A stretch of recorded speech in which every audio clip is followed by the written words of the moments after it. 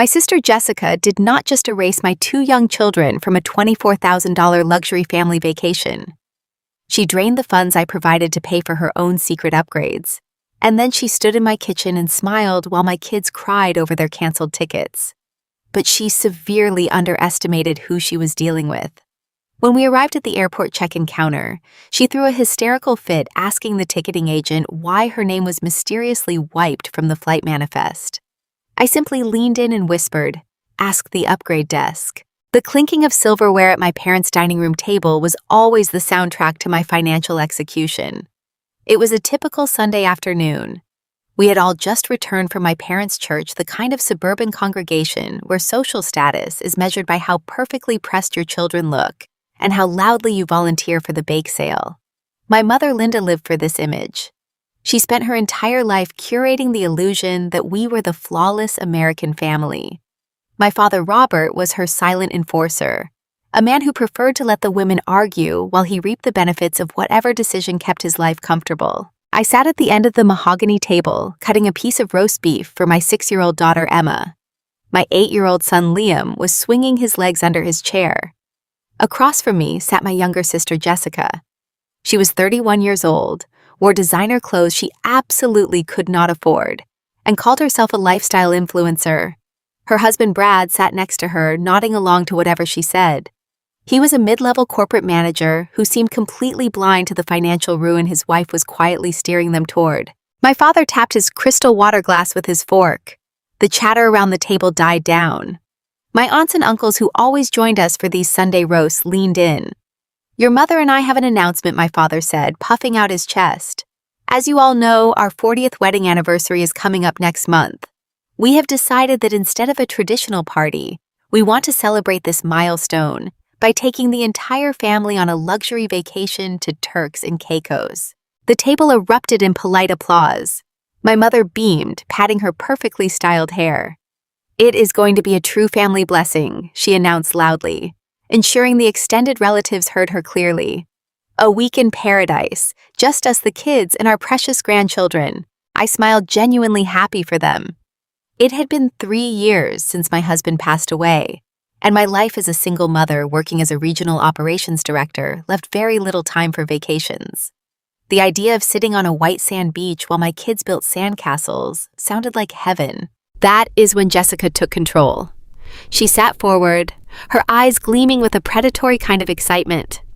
"I have already done all the research," Jessica declared, pulling a thick, glossy folder out of her designer tote bag. "I found the most exclusive 5-star resort on the island. We are talking private cabanas, gourmet dining, the absolute peak of luxury. It is exactly what Mom and Dad deserve for 40 years of marriage." She passed the brochures around the table. The pictures were breathtaking. Crystal clear water, massive suites with ocean views. I felt a knot of anxiety form in my stomach. I managed regional budgets for a living. I knew exactly what a place like this cost.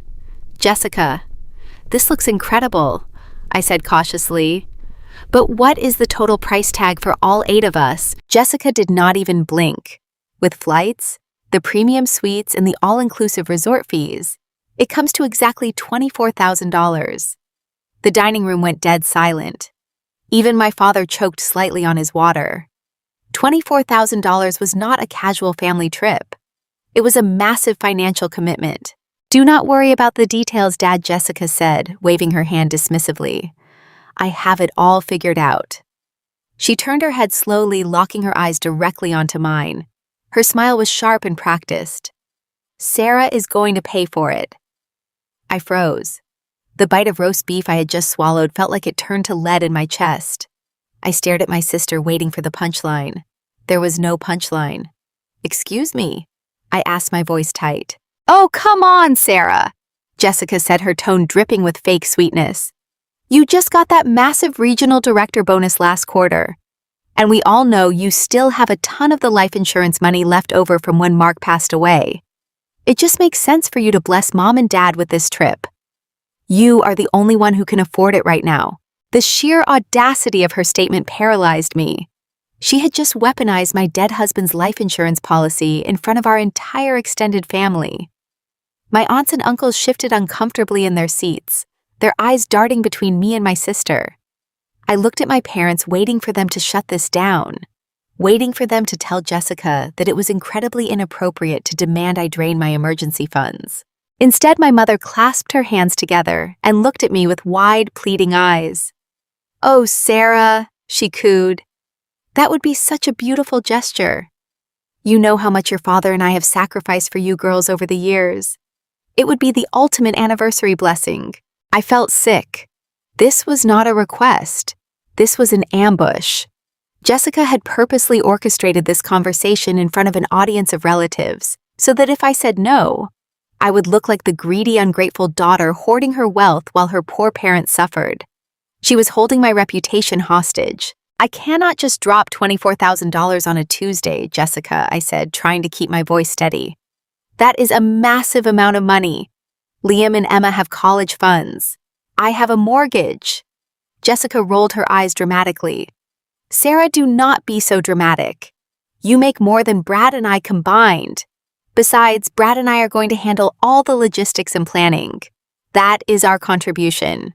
We are putting in the sweat equity to make sure Mama and Dad have a flawless experience." Sweat equity. She was equating booking a few flights online to me draining my bank account by 24 grand. I looked at Brad, hoping he would interject, but he just stared at his plate, completely useless. I was about to issue a hard no, a firm refusal that would inevitably cause a massive screaming match and ruin Sunday dinner. But then I felt a small hand tug on my sleeve. I looked down. Liam was looking up at me, his eyes wide with excitement. "Mommy," he whispered, "are we really going to go to the beach? Can we see sea turtles?" My heart broke. My kids had been through so much grief over the past 3 years. They had watched their father fade away in a hospital bed. They had watched me cry myself to sleep. They deserved a week of pure, unadulterated joy. They deserved sunshine and sea turtles. I looked around the table at my parents' expectant faces, at my sister's smug grin, and finally at my children. "Fine," I said, my voice barely above a whisper. "I will pay for the trip. But this is my final financial contribution to anything family-related for the next 5 years." My mother shrieked with joy. My father raised his glass to me. Jessica simply smiled, looking like a cat who had just swallowed a canary. I pulled out my American Express card that afternoon and let Jessica run the charge through the resort's booking portal on her iPad. $24,000 instantly wiped from my available credit. I told myself it was for Liam and Emma.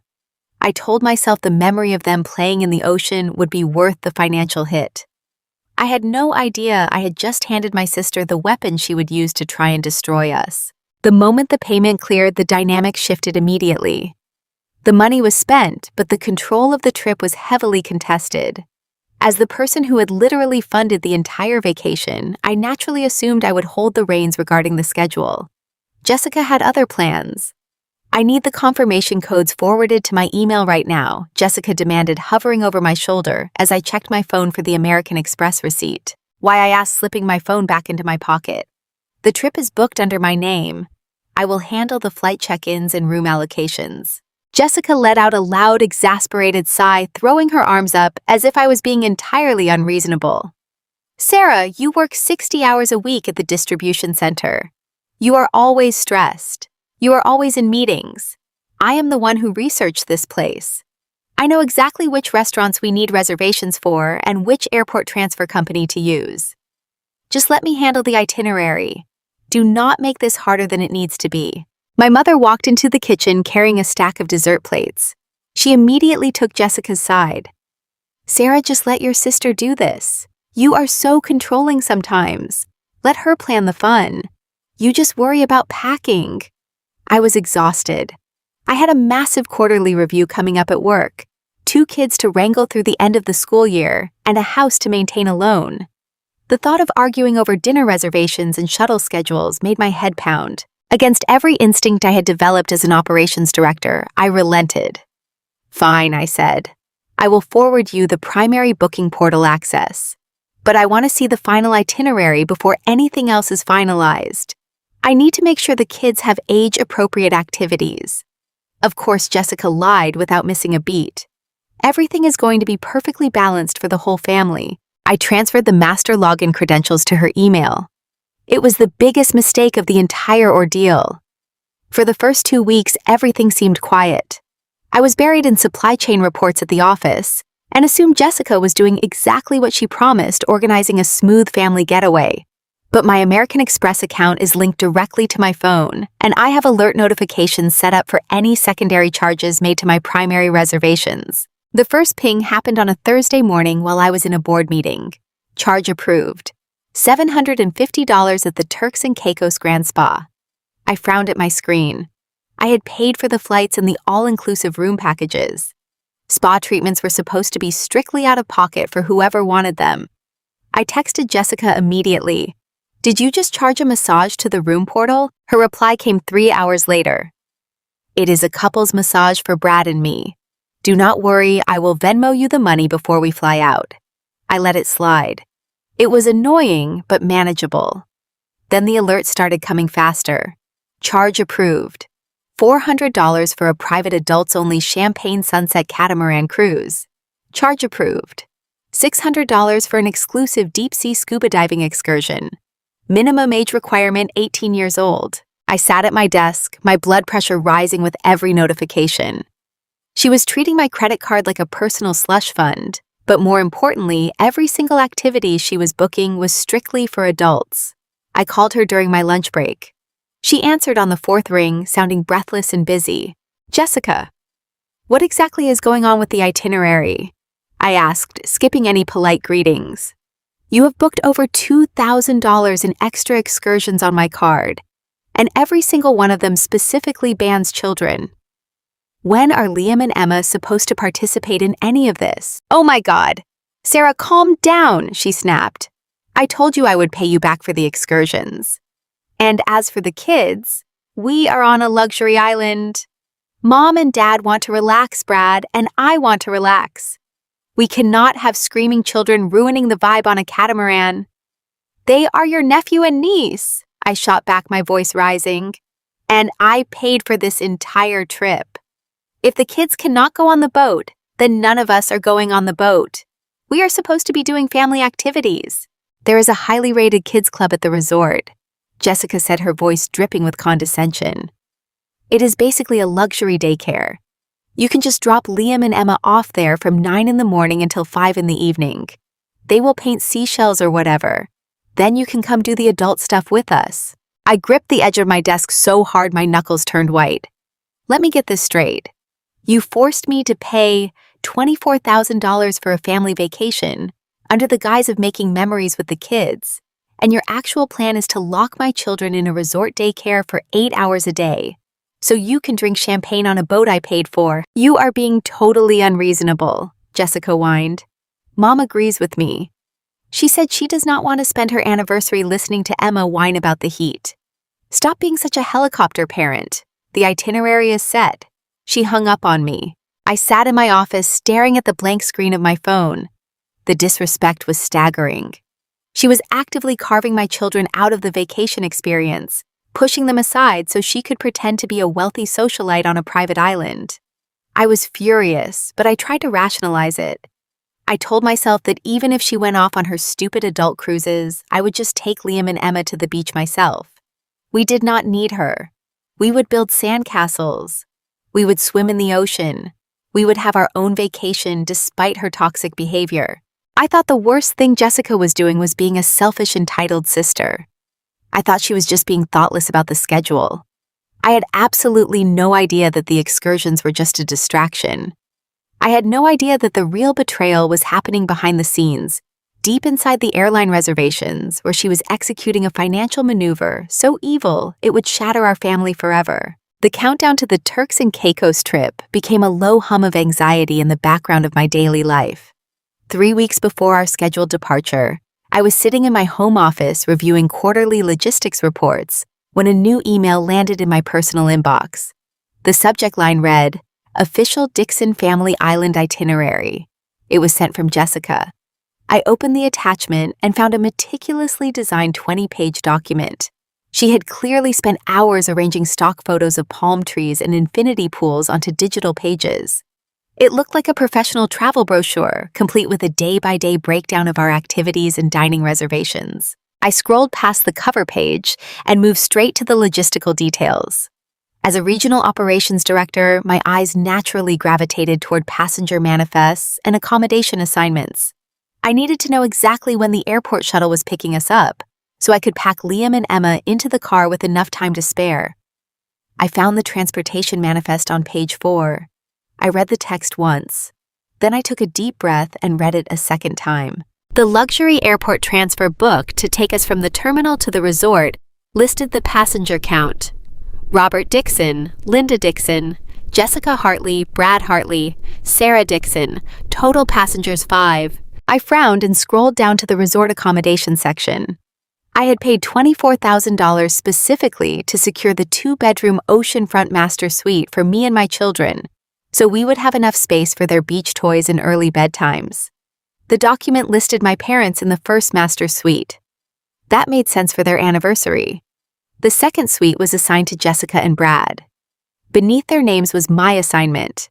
I was listed in a standard single king room on the garden level.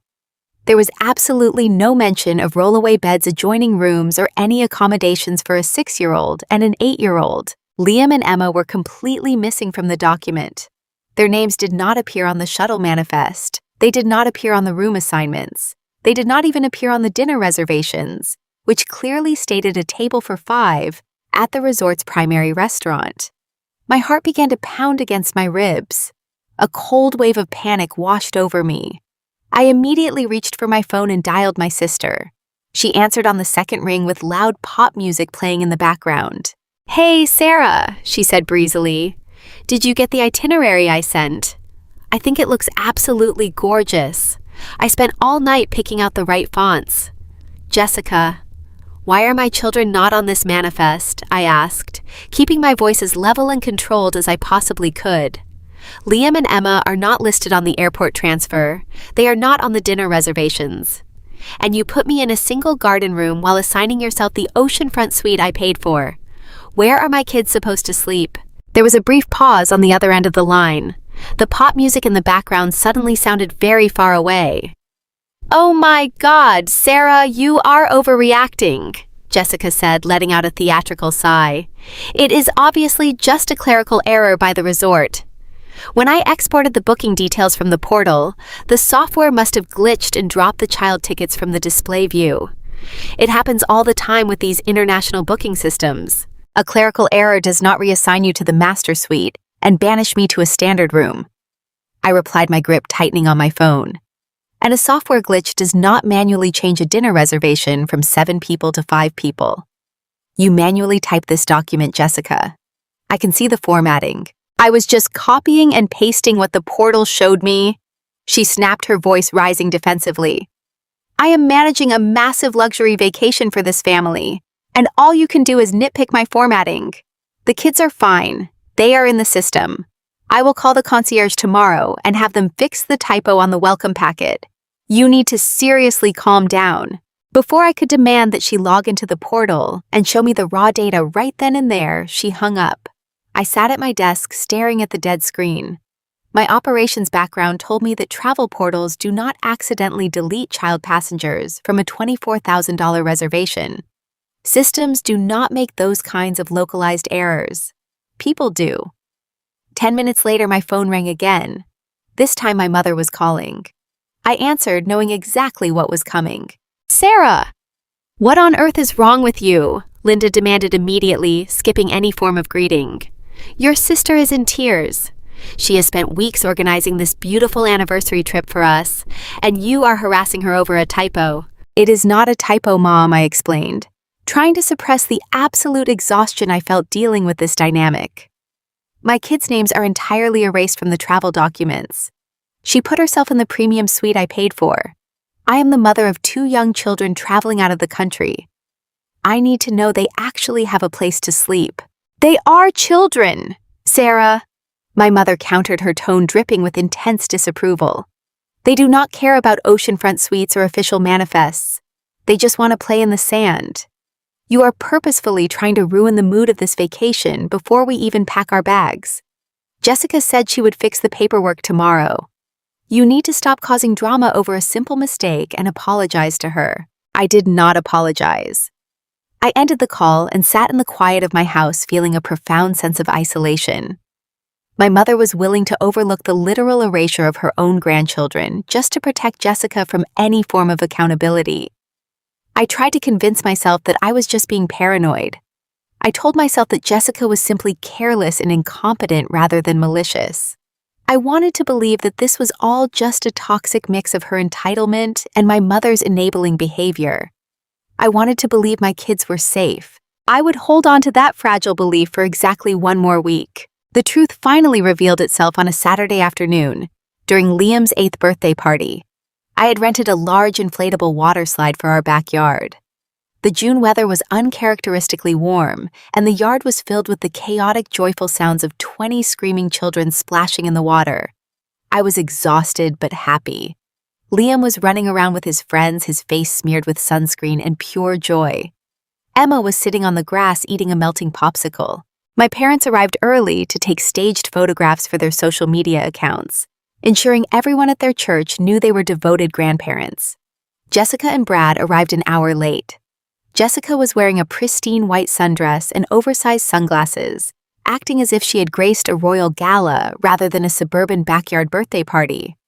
She handed Liam a thinly wrapped present, smiled for a quick photo with him, and then immediately retreated to the patio to complain about the humidity. Around 3 in the afternoon, it was time for the cake. The kids were growing restless and the parents were looking at their watches. I wiped my hands on my jeans and headed inside the house to grab the massive chocolate cake I had ordered from the local bakery. The transition from the noisy, bright backyard to the cool, quiet interior of my house was jarring. I walked down the hallway toward the kitchen, expecting the house to be completely empty. As I approached the kitchen archway, I heard a voice. It was hushed, urgent, and laced with an intense, nervous energy. I stopped walking. I pressed my back against the hallway wall just out of sight and listened. Jessica was standing near my kitchen island, pacing back and forth with her phone pressed tightly to her ear. "No, you do not understand," she whispered harshly into the receiver. "I am the designated travel planner for the Dixon family reservation. I already authorized the cancellation of the 2-child tickets last week. Yes, the tickets for Liam Dixon and Emma Dixon. I just need you to confirm that the funds have cleared." My entire body went numb. The air in my lungs felt like it had instantly turned to ice. She had canceled their tickets. The missing names on the itinerary were not a software glitch. They were not a typo. She had actively called the airline and canceled my children's flights. I stood frozen, listening as my sister continued speaking to the customer service agent on the other end of the line. "Yes, I see the refund amount," Jessica said, her voice trembling with a greedy sort of excitement. "But you are trying to route the credit back to the original American Express card. You cannot do that. I told the representative yesterday that the original card was compromised. I need that partial cash refund routed directly to the alternate Visa prepaid debit card I provided on the secure form, the one ending in 4128. I closed my eyes. The reality of the situation hit me with the force of a physical blow. This was no longer just about a selfish sister acting entitled about a hotel room. This was an active, premeditated financial crime. Jessica was not just trying to enjoy a child-free vacation. She was exploiting my $24,000 payment. She had purposely canceled my kids' tickets, knowing the airline would issue a refund for those specific seats.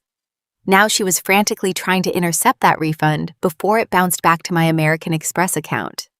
She was attempting to route the cash to an untraceable prepaid debit card. "I need that transfer expedited," Jessica hissed into the phone, her perfectly manicured nails tapping frantically against my granite countertop. "I have pending charges that need to be cleared by Monday. Just process the refund to the prepaid card and email me the confirmation receipt. Do not send anything to the primary email on file. Send it to the secondary address I gave you." I backed away from the kitchen archway, moving silently down the hallway until I reached the safety of the downstairs bathroom. I locked the door and gripped the edges of the porcelain sink, staring at my own pale reflection in the mirror.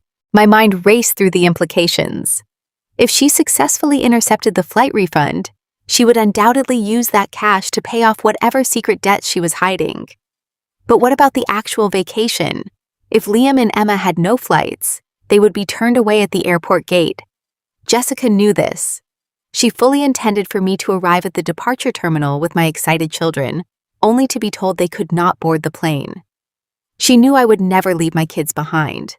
If we could not fly, I would be forced to stay home while she flew to Turks and Caicos. She would get the entire oceanfront master suite to herself. She would get the luxury vacation I paid for, and she would pocket the cash for my children's canceled tickets. She was going to smile in my backyard, eat my son's birthday cake, and then steal his vacation money to fund her own lifestyle. A sharp knock on the bathroom door startled me. Sarah, my mother's voice, called out from the hallway sounding annoyed. "The kids are waiting for the cake. What is taking so long? We need to cut it soon so your father and I can beat the afternoon traffic." I turned on the cold water faucet, splashed my face, and took a deep, stabilizing breath. The shock was fading rapidly, replaced by a cold, calculating rage. I was a regional operations director. I spent my entire professional life identifying system failures, neutralizing threats, and executing strategic solutions. My sister thought I was just a tired single mother who would cry at the airport check-in counter and accept defeat. She had no idea that she had just triggered a total logistical war. "I am coming, Mom!" I called back, keeping my voice perfectly light and cheerful. "Just getting the candles ready." I unlocked the bathroom door and walked into the kitchen. Jessica had ended her phone call. She was leaning against the counter, examining her nails, looking completely unbothered. "Need help with the cake?" she asked, offering me a bright artificial smile. "No thanks." I smiled back, picking up the heavy chocolate cake and grabbing a lighter. "I have everything under control." I carried the cake out to the backyard, singing happy birthday to my son while my sister clapped along. I watched her blow a kiss to my children, knowing she had just tried to steal from them. I did not confront her. I did not cause a scene. Confrontation would only give her a chance to invent another lie or run to our mother for protection. Instead, I decided to let her continue believing she had won. I would let her pack her bags. I would let her dream about her stolen money and her stolen oceanfront suite. I was going to let her walk right up to the airport check-in counter. And then I was going to tear her entire world apart. The house was suffocatingly quiet. It was 2 a.m, and the only light in my living room came from the harsh blue glow of my laptop screen. Upstairs, my children were fast asleep, completely unaware that their own aunt was actively plotting to steal their joy. I sat at my dining table with a mug of cold coffee, wrapping my hands around the ceramic just to ground myself. My mind was racing, analyzing the fragments of the conversation I had overheard in the kitchen earlier that afternoon. The pieces were hovering in the air, and I needed to lock them into a spreadsheet. I am a regional operations director. I do not operate on assumptions or emotional outbursts. I operate on data. I opened my browser and navigated to the American Express portal. My fingers moved over the keyboard with practiced precision typing in my credentials. The loading circle spun for a few seconds before my dashboard materialized. Right there at the top of my recent transactions sat the massive $24,000 charge for the luxury resort and airline package. Seeing that number still made my chest tight, but it was the line immediately below it that caused my blood to run cold. There was a pending partial credit. It was a complex transaction, split into multiple nested line items. The total refunded amount was hovering in a temporary holding status, waiting to be fully cleared by the merchant. The sum was exactly equal to the cost of 2 premium round-trip flights to Turks and Caicos. I clicked on the transaction details, expanding the hidden data fields. The merchant description showed a manual refund request initiated by a secondary user, but intercepted by the fraud protection algorithm because the destination routing number did not match the original payment source.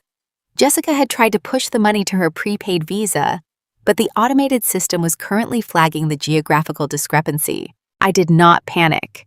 I simply transitioned into full audit mode. I pulled up my digital notepad and began tracking the routing numbers, the timestamps, and the confirmation codes associated with the original booking. I needed raw, unassailable facts. Jessica thought she was clever because she held the master itinerary, but she forgot one fundamental rule of high-level finance. The primary cardholder holds all the legal power. I picked up my phone and dialed the elite customer service line printed on the back of my platinum card. The automated voice prompted me for my account details, and I quickly bypassed the standard menus, entering my secure PIN to reach the dedicated concierge desk. The line rang twice before a representative answered. "Thank you for calling American Express Priority Services. My name is Marcus. How can I assist you tonight? I need you to connect me directly to the airline partner ticketing desk," I said, my voice dropping to a low, steady whisper so I would not wake Liam and Emma. "There has been an unauthorized modification to a high-value international booking under my account. I need to speak with a senior ticketing agent immediately." Marcus verified my identity with 2 security questions and put me on a brief hold. Soft classical music played through the receiver.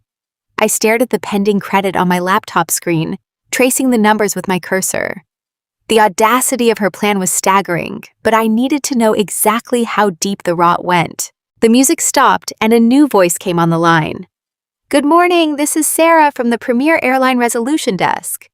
I understand you have a security concern regarding a recent booking." "Yes," I replied. "I am the primary account holder for a family reservation traveling to Turks and Caicos next month. The confirmation locator is Alpha Bravo 739er Delta. I am looking at my billing statement and I see a pending refund modification. I need you to break down every single action taken on this passenger record within the last 48 hours. "Of course, ma'am. Please give me one moment to pull up the complete historical ledger for that confirmation code." I listened to the rapid clicking of her keyboard. Every second stretched into an eternity. The blue light from the monitor cast long shadows across my living room walls. I thought about the sweat equity Jessica claimed she was providing. I thought about my mother telling me to stop causing drama over a simple typo. They were treating my life like a game they could manipulate for their own comfort. "I have the master ledger open now," the agent finally said. Her tone shifted slightly, taking on a more serious professional edge. "Ma'am, I am looking at a series of complex manual overrides. It appears that a caller identifying herself as the travel coordinator initiated a severe restructuring of the passenger manifest yesterday afternoon." "What exactly did she restructure?" I asked, bracing myself for the impact. The agent cleared her throat. "First, she initiated a strict cancellation for 2 of the passengers, specifically the tickets assigned to Liam and Emma. Those seats were completely removed from the outbound and return flights." I closed my eyes. Hearing a stranger confirm it made the betrayal entirely real. Jessica had not just threatened my kids' vacation. She had actively administratively destroyed it. "And the refund for those canceled seats," I prompted, my voice completely devoid of emotion. "Where did that money go?" "That is where the system flagged a potential irregularity," the agent explained. "The caller requested that the refund bypass your original American Express card. She attempted to route the cash equivalent to a third-party prepaid debit card. However, because the amount exceeded standard unverified transfer limits, our system placed the funds in a temporary holding state. She was trying to steal the cash," I stated flatly. "I cannot confirm her intentions," the agent replied carefully. "But I can tell you she was very insistent that the original card was compromised and that the funds needed to be diverted immediately. That was not the only modification, was it?"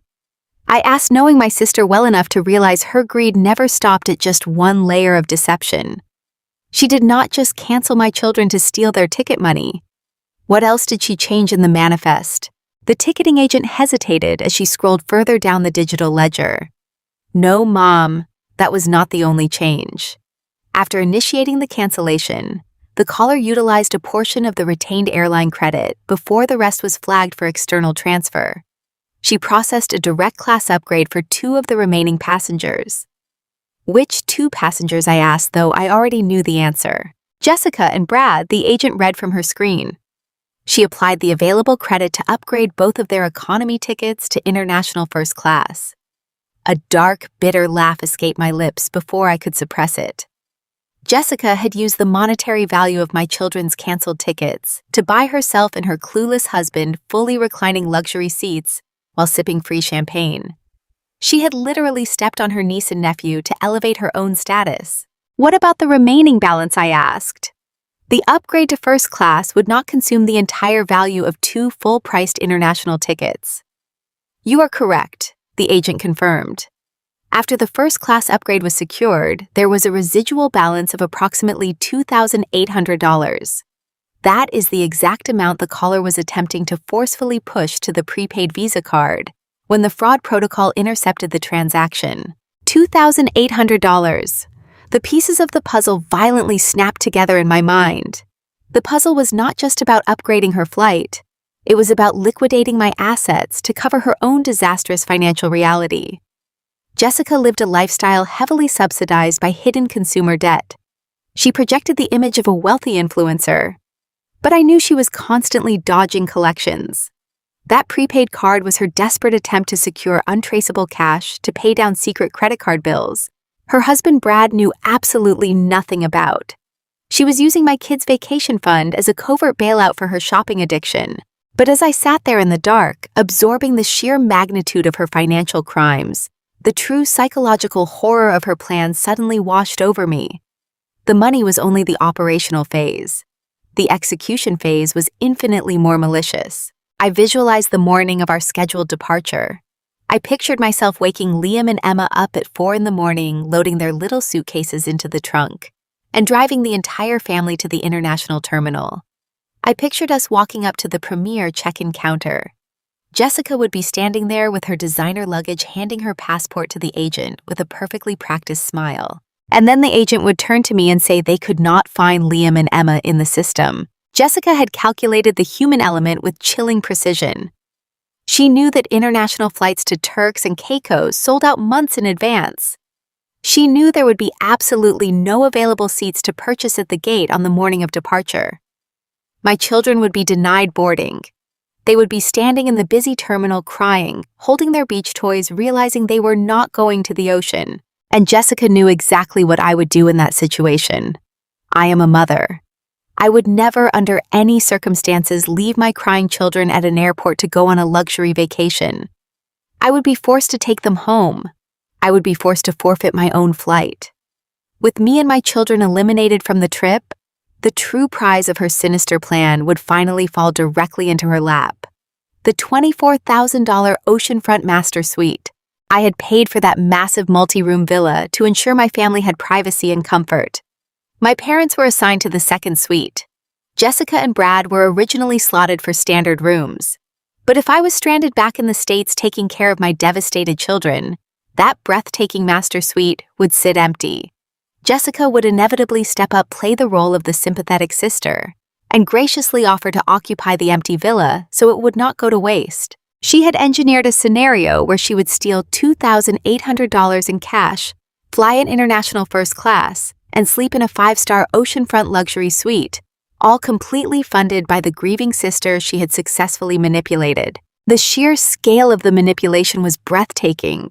It required a level of sociopathic entitlement that I could barely comprehend. She was willing to break the hearts of an 8-year-old boy and a 6-year-old girl, just to secure better lighting for her vacation photos and pay off her secret shopping debts. "Mom, are you still on the line?" The agent asked, her voice pulling me back to the reality of my dark living room. "I am still here," I replied. My voice was no longer shaking. The sadness and the shock had been entirely incinerated, leaving behind nothing but pure, unadulterated resolve. I felt a profound sense of clarity settling over my mind. "Do you wish to authorize the pending refund transfer to the secondary debit card?" the agent asked professionally. "Or would you like me to flag this as fraudulent activity and lock the passenger record?" I took a deep, slow breath. I did not want to just lock the record. Freezing the account would only tip Jessica off that I had discovered her scheme. If she knew I was onto her, she would run straight to my mother and spin a massive web of lies. She would claim she was just trying to reorganize the funds to save me money. My mother would instantly defend her, and I would be painted as the villain who hacked into the travel portal to cause unnecessary family drama. I needed to execute a counterstrike so flawless and so devastating that she would not see it coming until she was standing in the middle of the airport lobby with nowhere to hide. "Cancel the pending transfer to the prepaid card," I instructed the agent. "But do not lock the passenger record and do not notify the secondary user of any changes. I am the primary account holder and the sole financier of this reservation. I am going to initiate a complete structural overhaul of this itinerary right now." "I am ready to assist you, ma'am," the agent said, sensing the gravity of the situation. I opened a blank document on my laptop, my fingers hovering over the keyboard. I was done crying over my family's toxic dynamic. I was done being the financial safety net for people who viewed my children as disposable obstacles. Jessica wanted to play logistical warfare with a regional operations director. She was about to find out exactly why I was the one who ran the department. The shift from a devastated mother to a tactical director is not a gradual transition. It is an immediate, absolute rewiring of the brain. Sitting in my dark living room with the blue light of my laptop casting long shadows against the walls, I stopped crying. The tears simply dried up, replaced by a cold surgical focus. I manage supply chains for a living. I oversee massive logistical networks, coordinate international shipping routes, and troubleshoot catastrophic operational failures on a daily basis. My sister was a suburban lifestyle influencer who thought she was a criminal mastermind because she figured out how to use a travel portal. She had stepped into my arena, and I was going to dismantle her entirely. I leaned closer to the microphone on my headset and addressed the airline ticketing agent who was still waiting on the secure line. "Listen to me carefully," I said, keeping my voice perfectly level. "I need to assert my ultimate legal authority over this entire booking. I am the primary cardholder, the sole financier, and the only authorized owner of these passenger records. You are going to revoke all third-party access immediately. Remove Jessica from the authorized contact list, delete her email address from the notification registry, wipe her phone number from the emergency contact field. I want a complete administrative lockout." The agent typed rapidly, her keystrokes echoing softly through the receiver. "I have removed the secondary user from the master profile," she confirmed. "I am also placing a hard verbal password on the account. No modifications can be made without this exact passcode. Make the password operations," I replied. "Now we are going to fix the passenger manifest." Since Jessica took the liberty of canceling my children's economy tickets to fund her own luxury upgrades, we are going to pivot. I want Liam and Emma reinstated on this flight, but do not put them back in the economy cabin. If my sister thought the front of the plane was a fitting reward for her theft, then my children deserve nothing less. Put Liam, Emma, and myself in international first class. There was a brief pause as the agent refreshed the seating chart. "Ma'am, I have 3 adjoining seats available in the first-class cabin. I can secure them for you now." "Book them," I instructed. "Now let us address the 2 remaining passengers on the original manifest. Jessica and Brad. I want their tickets canceled. I do not want them downgraded. I do not want them placed on a standby list. I want their passenger records completely eradicated from this flight. When they arrive at the airport tomorrow, I want the system to show absolutely zero evidence that they were ever scheduled to board that aircraft." "I understand, Mom," the agent said, her tone maintaining that perfect blend of professionalism and quiet compliance. "Processing the cancellation for the 2 adult passengers now. The residual value of their first-class tickets will be refunded directly to your original American Express card. The itinerary has been updated. You and your 2 children are confirmed in first class. The other 2 passengers have been permanently removed." I thanked the airline agent and ended the call. But my work was only half finished. The flight was secured, but the resort accommodation was an entirely different battlefield. Jessica was banking on taking over my 2-bedroom oceanfront master suite once I was forced to stay behind. I needed to ensure she never stepped foot on that property. I pulled up the direct international contact number for the luxury resort in Turks and Caicos. It was past 3 in the morning locally, but luxury hospitality never sleeps. The night manager answered on the first ring.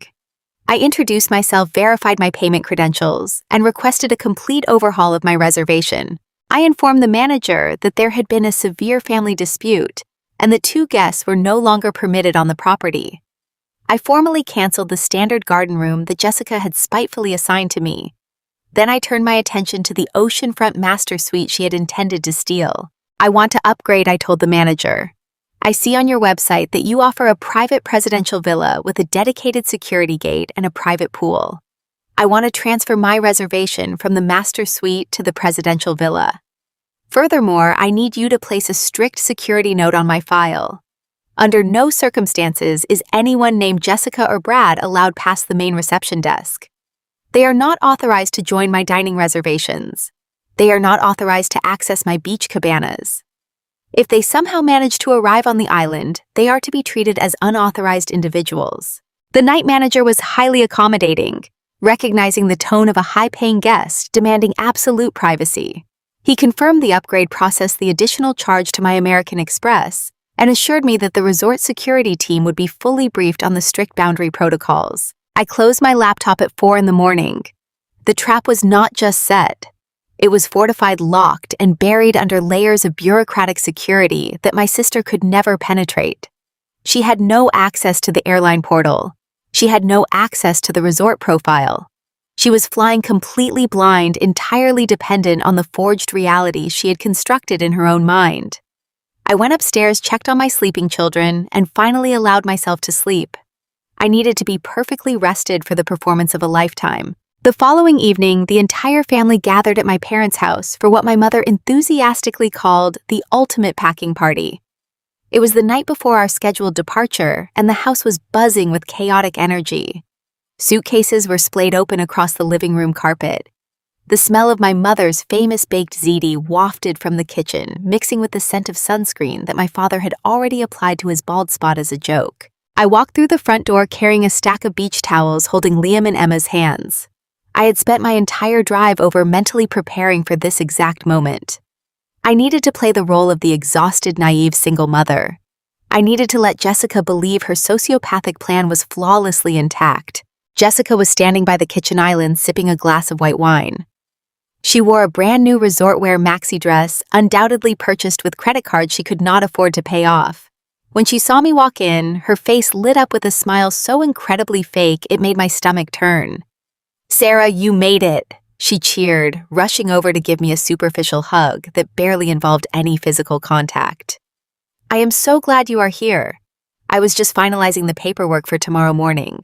She walked back to the kitchen island and picked up a pristine, neatly tabbed manila folder. She handed it to me with a grand flourish, as if she were bestowing a priceless gift. "I know how stressed you have been with work," Jessica said, her voice dripping with artificial sympathy. "So I went ahead and handled all the boring administrative stuff. I printed out the entire itinerary, the baggage claim tags, and everyone's official boarding passes. I figured it would save us time at the airport kiosks tomorrow. You have enough to worry about with the kids." I opened the folder. Inside were perfectly printed documents. I pulled out the airline boarding passes and stared at them. They looked incredibly authentic. They featured the airline logo, the correct flight numbers, and the accurate departure times. There was a boarding pass for me. There was a boarding pass for Liam. There was a boarding pass for Emma. She had forged them. My sister had sat at her computer, opened a design program, and meticulously forged fake airline boarding passes for my children just to maintain her deception until the very last second. She went out of her way to print physical lies, so I would not suspect a single thing until the ticketing agent at the airport rejected us. The depth of her malice was staggering. It was not just a crime of opportunity. It was a highly orchestrated psychological attack. I looked up from the forged documents and forced a warm, grateful smile onto my face. "Jessica, this is amazing," I said, injecting just the right amount of relief into my voice. "Thank you so much for doing this. You are right. Work has been completely overwhelming. Having physical tickets takes a massive weight off my shoulders. You are the best travel planner ever." Her eyes gleamed with pure, triumphant satisfaction.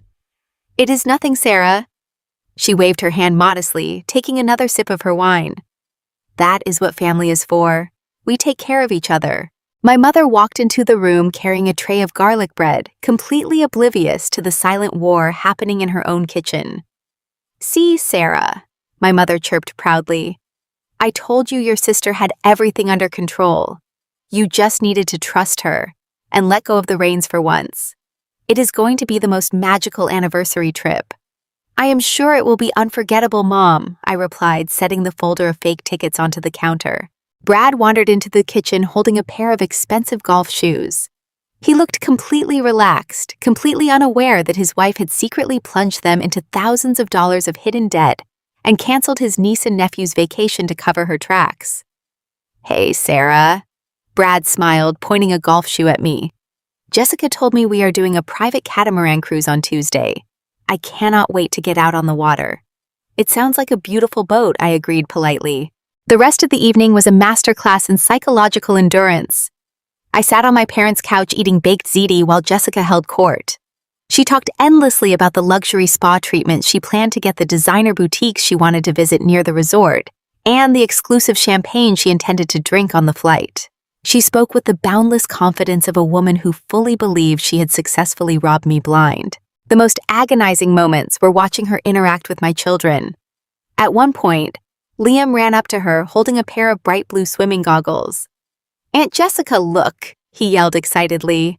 "Mom bought me new goggles so I can see the sea turtles tomorrow." Jessica leaned down and patted his head, her smile never wavering. "That is so cool, Liam," she cooed, her voice coated in sugar. "Make sure you pack those right at the top of your bag.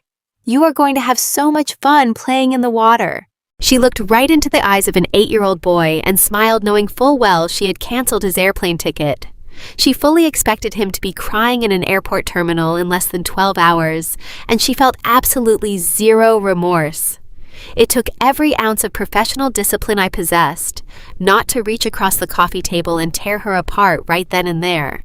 But I simply took another bite of my dinner and watched her perform. I realized in that moment that any lingering sense of sisterhood I held onto was completely dead. The woman sitting across from me sipping wine and lying to my son was not family. She was a parasite. She was a toxic element that needed to be permanently eradicated from my life. As the packing party wound down and people started carrying their luggage toward the front door, my father clapped his hands together. "All right, everyone," he announced cheerfully. "The airport shuttle arrives at 5 in the morning sharp. Nobody be late. We have a paradise waiting for us." Jessica hugged me goodbye at the front door, squeezing my shoulders lightly. "See you tomorrow morning, Sarah," she whispered happily. "Get some rest. Tomorrow is going to be a huge day." "You have no idea," I replied, smiling back at her. I strapped my kids into their car seats and drove away from my parents' house, leaving Jessica standing in the driveway waving goodbye. The forged boarding passes sat on my passenger seat, a physical testament to her betrayal. But as I merged onto the highway, the anger completely evaporated, leaving behind a profound sense of calm. The trap was locked. The stage was set. The audience was completely unaware. Tomorrow morning, my sister was going to walk into the international terminal expecting to steal my vacation. Instead, she was going to hit a concrete wall of my own design. The sun had not even begun to crest over the horizon when the airport shuttle pulled up to the international terminal. The pre-dawn air was crisp and cool, but the atmosphere inside the van was suffocatingly tense with forced excitement. My mother was chattering nervously about whether she remembered to pack her prescription sunglasses. My father was double-checking his wallet for the 4th time, and Jessica was holding court in the back seat, speaking loudly to Brad about the mimosa she planned to order the absolute second they cleared security. I sat quietly in the middle row, holding Liam and Emma close to me. I watched my sister through the rearview mirror. She looked impossibly smug. She wore an oversized cashmere sweater and dark sunglasses, despite the lack of sunlight projecting the aura of a celebrity preparing to avoid paparazzi. She kept glancing at my children with a look of feigned pity, completely anticipating the massive meltdown that was about to unfold. The shuttle doors slid open and we spilled out onto the busy curbside pavement. The terminal was already a chaotic symphony of rolling suitcases, shouting travelers, and blaring intercom announcements. I grabbed my rolling duffel bag and took my children's hands. Jessica immediately marched to the front of our group, pointing toward the massive sliding glass doors. "Follow me, everyone," she announced brightly. I upgraded our check-in process, so we do not have to wait with the general boarding crowds. We walked into the sprawling departures lobby. Jessica bypassed the long snaking lines of the standard economy kiosks and headed straight for the premier priority counter. It was a secluded, cordoned-off section with thick red carpets and zero waiting time. My mother looked thoroughly impressed. "Oh, Jessica, this is so lovely," she cooed, dragging her suitcase behind her. "You really thought of every single detail." I smiled to myself as we entered the priority lane. She had thought of every detail except the one standing right behind her. The premier ticketing agent was a polished-looking woman in a crisp navy uniform standing behind a gleaming mahogany counter. "Good morning, welcome to Priority Check-In. The agent greeted us with a warm, professional smile.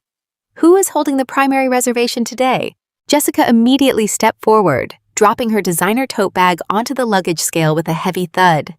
"The booking is under my sister Sarah's name, but I am the travel coordinator," she stated proudly. She gestured toward me with a perfectly manicured hand.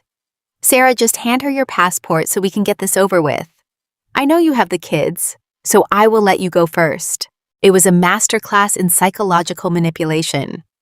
Jessica wanted me to go first because she wanted to watch the exact moment my heart broke.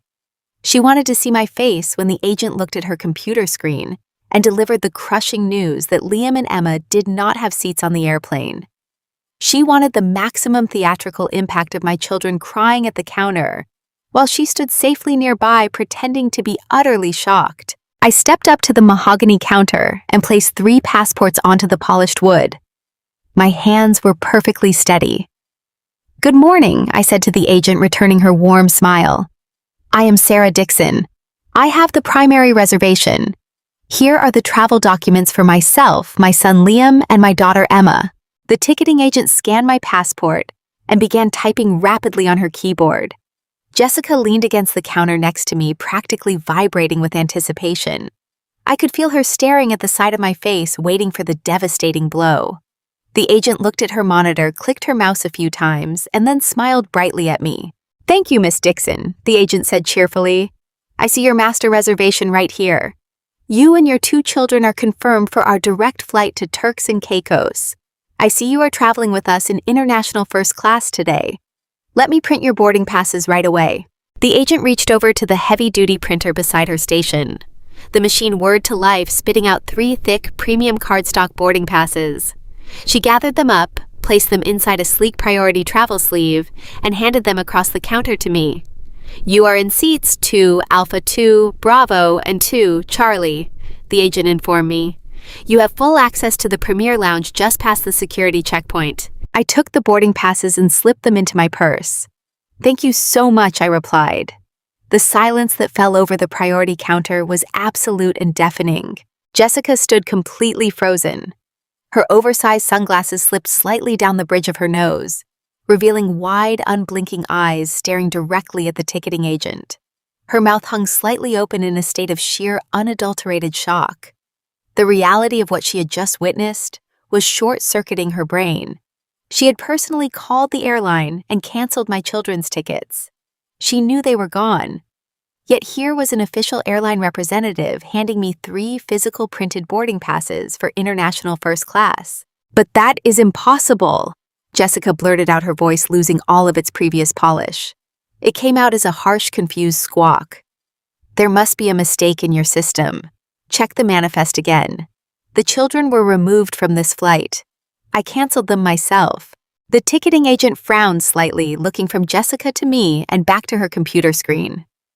"I assure you, ma'am, there is no mistake," the agent replied, maintaining her professional tone. "Miss Dixon and her 2 children are confirmed in the first-class cabin. The reservation is completely locked and verified." My mother pushed her way to the counter, looking utterly confused. "What is going on, Jessica?" she demanded. "Why would you say the children were canceled? I thought you said everything was handled." "It was handled," Jessica stammered, her face flushing a deep shade of crimson. She turned to me, her eyes darting frantically, searching for an explanation. "Sarah, what did you do? How did you get those tickets?" I looked at my sister, letting the silence stretch for just a fraction of a second. I wanted her to feel the ground completely drop out from beneath her feet. I simply smiled, a cold, empty smile that conveyed absolute authority. "I am the primary account holder, Jessica," I said quietly. "I handle my own logistics." Jessica was visibly shaking now, but her profound entitlement forced her to double down. She aggressively shoved her own passport and Brad's passport across the mahogany counter, nearly knocking over a small display of luggage tags. She completely abandoned the facade of the helpful travel coordinator and fully embraced the role of an irate, demanding customer. "Fine!" Jessica snapped, her voice sharp and authoritative. "Whatever glitch happened with her tickets does not matter. Process my boarding passes right now. The names are Jessica Hartley and Brad Hartley. We are also in international first class. We should be seated right behind her." Just print the tickets. Brad stepped up next to his wife, looking incredibly confused. First class, he muttered, scratching the back of his neck. Jessica, what are you talking about? You told me we were flying coach. We barely had enough money on the credit card to pay the baggage fees last night. Shut up, Brad, Jessica hissed under her breath, never taking her eyes off the ticketing agent. Just let me handle this. The ticketing agent picked up their 2 passports and scanned them through the system. She stared at her monitor. She typed a few keys. She stopped. She cleared her screen and scanned the passports a second time. A deep, uncomfortable silence settled over the premier check-in area. The agent leaned closer to her computer, her brow furrowed in concentration. I am sorry, ma'am, the agent said, her tone shifting from polite customer service to firm corporate policy. I cannot issue boarding passes for you or your husband. What do you mean you cannot issue them? Jessica demanded, slamming her hand flat against the counter. The loud smack echoed through the quiet priority lane. I am a premier passenger. I personally applied the upgrade credits yesterday. Look at the master file. I am looking at the master file, the agent replied without flinching. And I am telling you that there are no seats assigned to you on this aircraft. In fact, there is no record of you on any flight leaving this airport today. Your reservation was completely canceled. You are not on the manifest. The blood completely drained from Jessica's face, leaving her looking pale and terrified. Her entire carefully constructed universe was collapsing in real time, right in front of an airport check-in counter. She turned wildly to look at my parents, who were standing a few feet away, watching the scene unfold with mounting horror. This is a mistake! Jessica screamed, her voice echoing across the terminal, causing several business travelers to stop and stare. Get your manager right now. You stole my first-class tickets. My sister paid $24,000 for this trip, and you people deleted my reservation. The agent did not call a manager. She simply looked at me, recognizing who actually held the power in this dynamic. Jessica! I said, my voice slicing through her hysterical screaming like a sharp blade. The agent did not make a mistake. There is absolutely nothing wrong with the computer system. Jessica whipped her head around to face me, her eyes wild with panic and rage. What did you do? She shrieked. I took one step closer to her, invading her physical space, forcing her to look me directly in the eyes. I leaned in close enough that only she, Brad, and the ticketing agent could hear my next words. You wanted to know why your name was wiped from the flight manifest? I whispered, my tone dripping with absolute disdain. Ask the upgrade desk. She gasped, physically stumbling backward as if I had struck her. I know exactly what you did, Jessica. I continued, my voice low and unyielding. I know you called the airline yesterday and canceled my children's tickets. I know you took the residual value from their empty seats and used it to bump yourself into first class. And I know you tried to funnel the remaining $2,800 onto a secret prepaid Visa debit card, ending in 4128, to cover your own massive hidden credit card debts. Brad let out a loud, choked sound of pure disbelief. Secret debt, he stammered, looking at his wife like she was a complete stranger. Prepaid Visa. Jessica, what is she talking about? She could not answer him. She could not speak at all. She was completely paralyzed, caught dead in the center of her own malicious financial web. Her mouth opened and closed, but no sound came out. You thought you were a genius, I said, staring her down. You thought I was just some clueless single mother who would cry and go home when the airline turned my kids away. You thought you could steal a $24,000 luxury oceanfront suite right out from under me. But you forgot that I manage logistics for a living. I bypassed your little travel portal. I called the concierge desk. I locked the master account. I reinstated my children in first class. I upgraded myself to the private presidential villa. And then I eradicated your entire existence from this trip. You are going nowhere. My mother finally broke out of her shocked stupor and rushed forward, grabbing my arm. Sarah, you cannot do this! She wailed, her voice thick with panic. This is our anniversary trip. You cannot just leave your sister stranded at the airport. You have to fix this right now. You have to buy her a new ticket. I pulled my arm out of my mother's grasp with a forceful jerk. I do not have to do anything, Mom, I replied coldly. I paid for this vacation. She tried to steal from my children. She is not getting on that plane. If you want to stay behind and comfort her, you are more than welcome to forfeit your own tickets. The choice is yours." I did not wait for a response. I turned my back on my parents. I turned my back on my sister, who was now sobbing hysterically, dropping to her knees in the middle of the priority check-in lane, while Brad yelled furiously at her about hidden debt.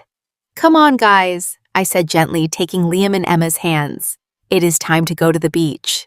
I handed my premium boarding passes to the security attendant at the VIP lane entrance. The velvet rope was pulled aside for us. We walked through the fast-track corridor, leaving the screams, the confusion, and the total devastation of my sister echoing in the lobby behind us. I did not look back once. The contrast between the terminal floor and the first-class cabin was like stepping into a different dimension. The heavy oak doors of the airplane sealed shut, locking out the screams and the chaos we had left behind at the ticketing counter. Inside the cabin, the air was cool and smelled faintly of lavender and citrus. Liam and Emma sank into their massive leather seats with eyes wide, taking in the complimentary travel kits and the massive entertainment screens. The flight attendant handed them warm towels and glasses of fresh orange juice. I reclined my seat, closed my eyes, and let the deep, rhythmic hum of the jet engines wash over me. For the first time in weeks, the crushing weight of anxiety lifted from my chest. We hit cruising altitude somewhere over the Atlantic Ocean. The seatbelt sign chimed off, signaling the start of the in-flight service. The kids were happily watching a cartoon, sharing a bowl of warm mixed nuts. I had just opened a supply chain management book, hoping to finally relax, when the heavy curtain separating first class from the main cabin was violently shoved aside. My mother marched down the carpeted aisle. Her face was flushed a blotchy, angry red, and her breathing was ragged. She ignored the flight attendant who tried to intercept her and planted herself directly next to my seat. She gripped the armrest so hard her knuckles turned white, looking down at me with an expression of pure, unadulterated fury. "Sarah Dixon, you are going to fix this right now," my mother hissed, her voice trembling with rage. She kept her volume low to avoid alerting the air marshals, but the venom in her tone was unmistakable. "You are going to connect to the airplane wireless internet. You are going to pull up your credit card, and you are going to buy your sister a ticket on the very next flight to the island.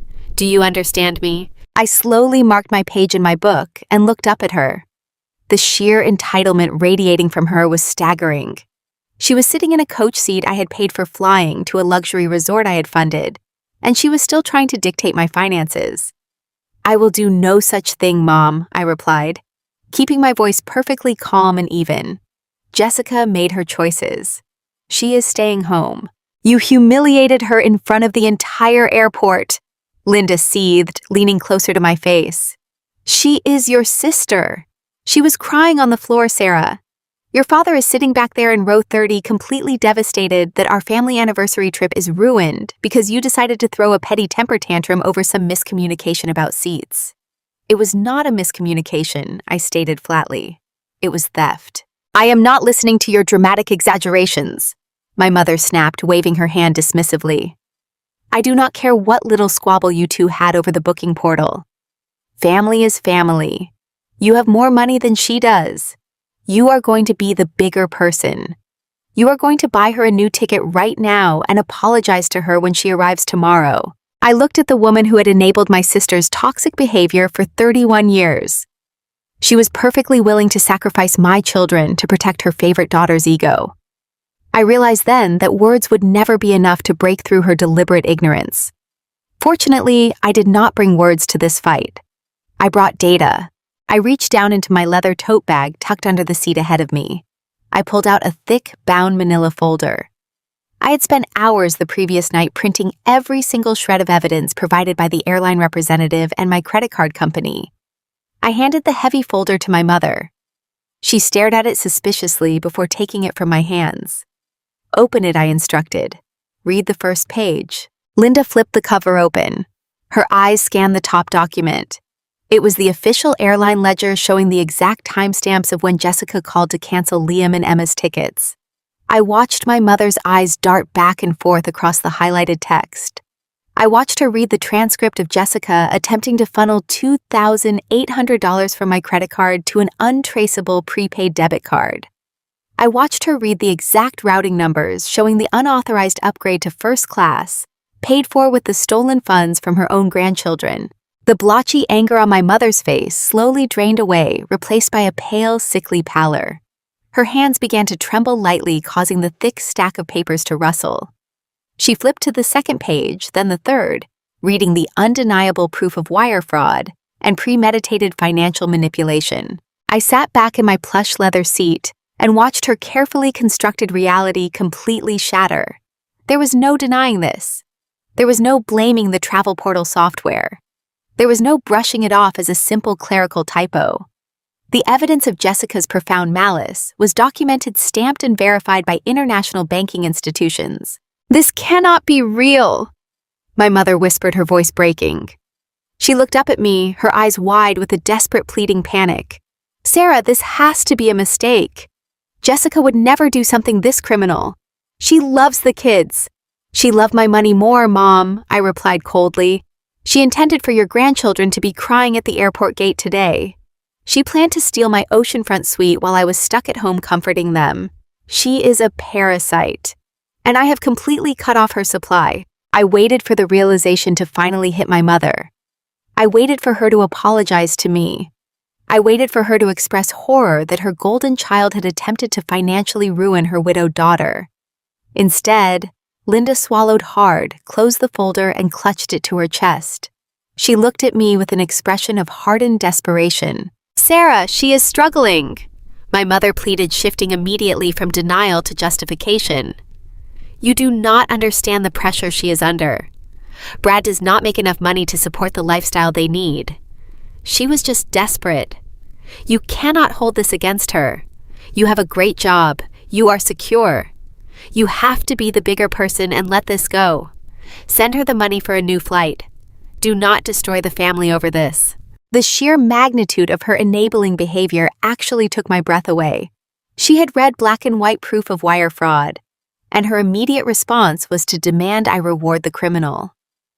I reached out, grabbed the folder from her hands, and placed it back into my tote bag. "I am not destroying the family, Mom," I said, my voice dropping to a glacial chill. "Jessica destroyed it when she tried to steal from my children, and you destroyed it by defending her. My children and I are going to have a beautiful week at the beach.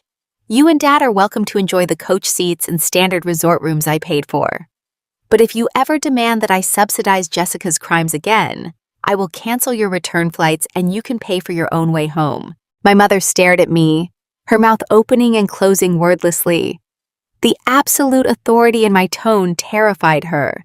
She finally realized she had absolutely no power over me anymore. Now I added, gesturing toward the main cabin. "Go back to Coach. My children are trying to watch a movie." Linda turned around silently and walked back through the heavy curtain, retreating to the economy cabin. She did not bother me for the rest of the flight.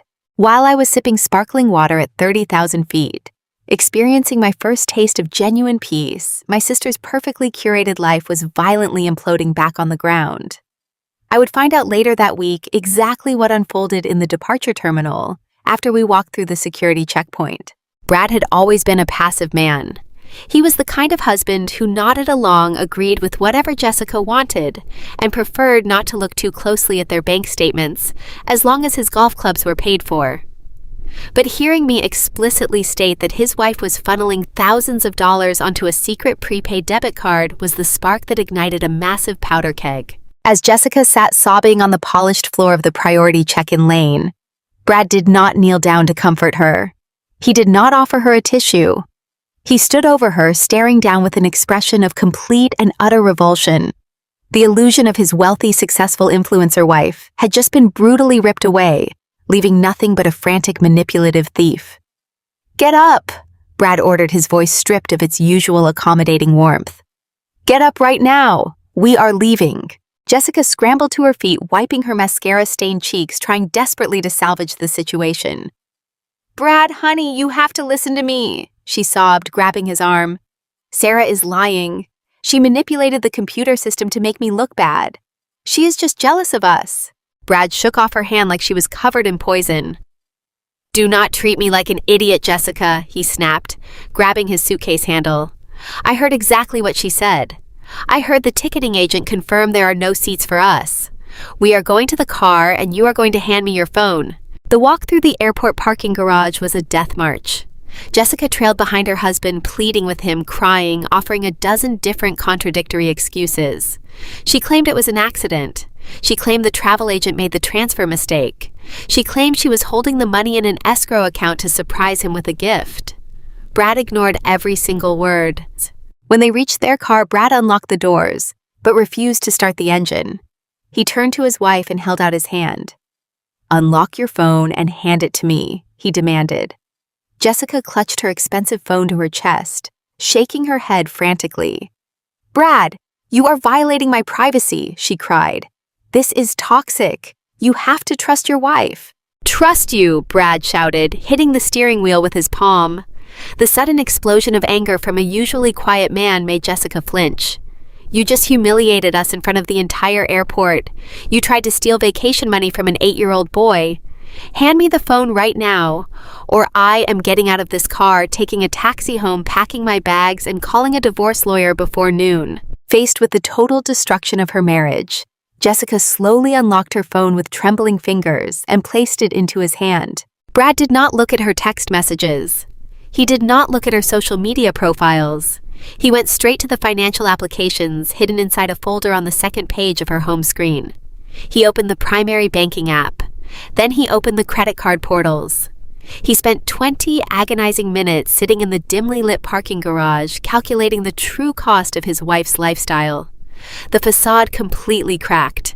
Brad discovered that their joint savings account was almost entirely drained. But that was only the beginning. He found 5 different credit cards issued under Jessica's name. Every single one of them was maxed out to the absolute limit. There were charges for designer handbags, luxury shoes, expensive salon treatments, and high-end restaurant dinners that she had claimed were paid for by brand sponsorships. She had not been sponsored by anyone. She had been funding her fake influencer lifestyle entirely on high-interest consumer debt. The total amount was staggering.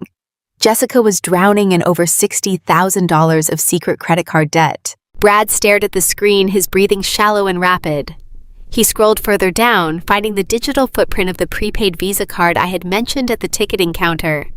It was a reloadable card she used to hide cash transfers, completely isolating funds from their joint marital view. She was not just irresponsible. She was financially unfaithful. She had constructed an entire shadow economy within their marriage, systematically destroying their financial future, so she could post glamorous photos on the internet. $60,000, Brad whispered, staring straight ahead at the concrete wall of the parking garage. "Brad, I can explain," Jessica begged, tears streaming down her face. "I was going to pay it off. I was building my personal brand. It takes money to make money. I just needed a little more time to secure the big sponsorships. That is why I needed the flight refund today. It was just a temporary bridge loan to cover the minimum payments." "You tried to steal from a widow to pay for your shoes," Brad said, his voice dropping to a hollow, lifeless monotone. "You canceled your nephew's airplane ticket to cover your shopping addiction. You are not a brand, Jessica. You are a fraud." He handed the phone back to her, put the car into drive, and pulled out of the parking garage. They drove back to their suburban home in absolute silence. Jessica spent the entire 45-minute car ride sobbing quietly into her hands, waiting for her husband to comfort her, to tell her they would figure it out together. Brad never spoke a single word to her for the rest of the drive. The moment they pulled into their driveway, he walked inside, grabbed a duffel bag, and began packing his clothes.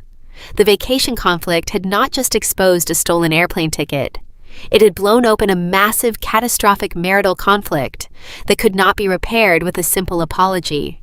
The golden child was finally experiencing the consequences of her own actions, and there was absolutely no one left to bail her out. Stepping off the airplane in Providenciales felt like walking into a warm, humid embrace. The tropical air smelled of salt and blooming hibiscus, a sharp contrast to the sterile, recycled oxygen of the airplane cabin.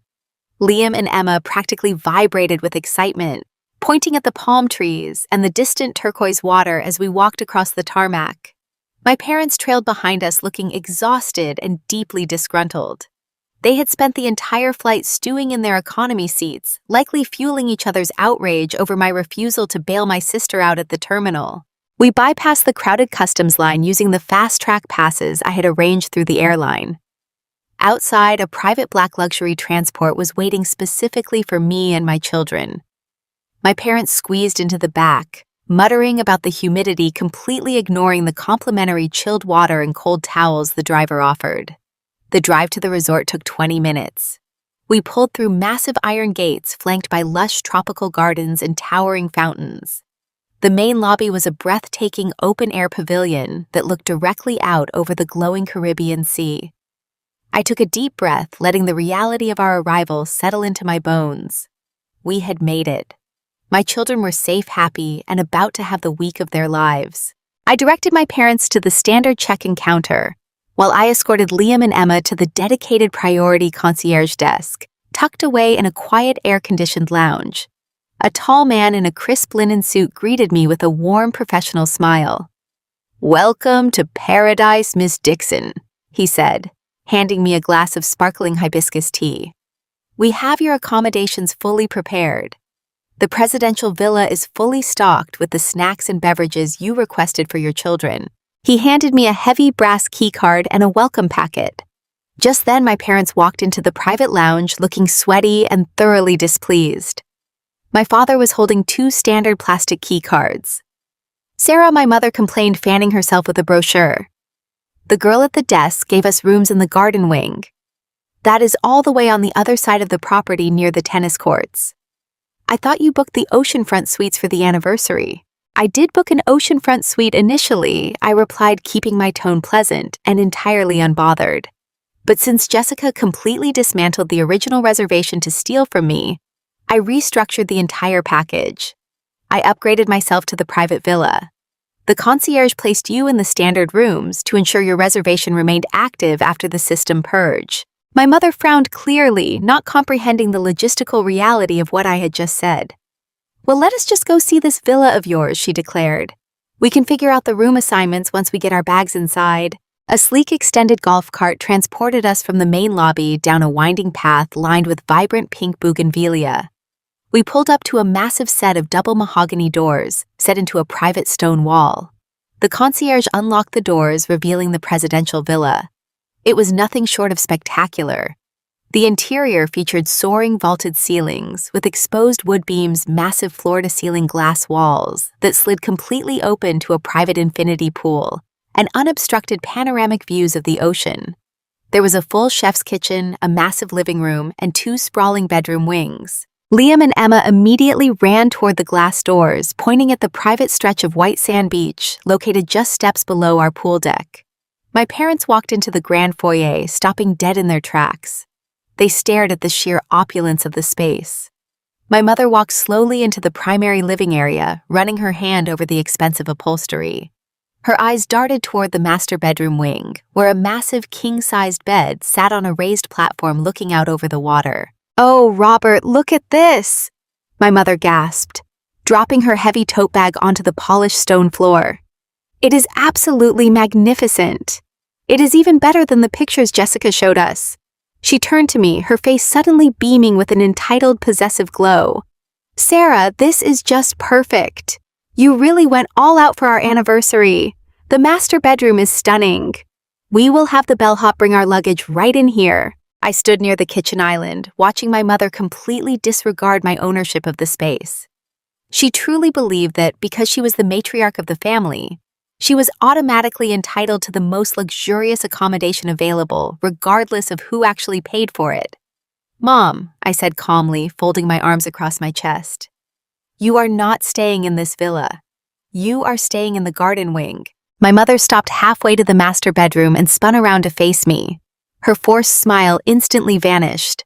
"Do not be ridiculous, Sarah," she scoffed, waving her hand at me like I was a stubborn child. "It is our 40th wedding anniversary. We are the guests of honor on this trip. It only makes absolute sense that your father and I take the master suite." You and the kids can take the smaller bedroom down the hall. You are not the guests of honor, I corrected her, my voice steady and firm. You are guests on a vacation that I entirely funded.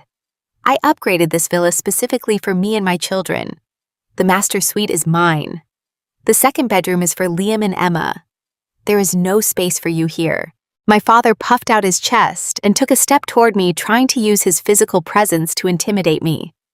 Sarah, you listen to your mother, he demanded, his voice echoing slightly in the vast open room. We are your parents. We have put up with enough of your dramatic behavior today with Jessica. We are tired, we are hot, and we want to relax in a comfortable room. You are not going to disrespect us on our anniversary. I am not disrespecting you, Dad, I replied, locking eyes with him. I am simply informing you of the logistical reality. I paid $24,000 for this trip. I secured this private villa under my name only. Your rooms are in the garden wing. You can either walk there yourselves, or I can have the concierge drive you back in the cart.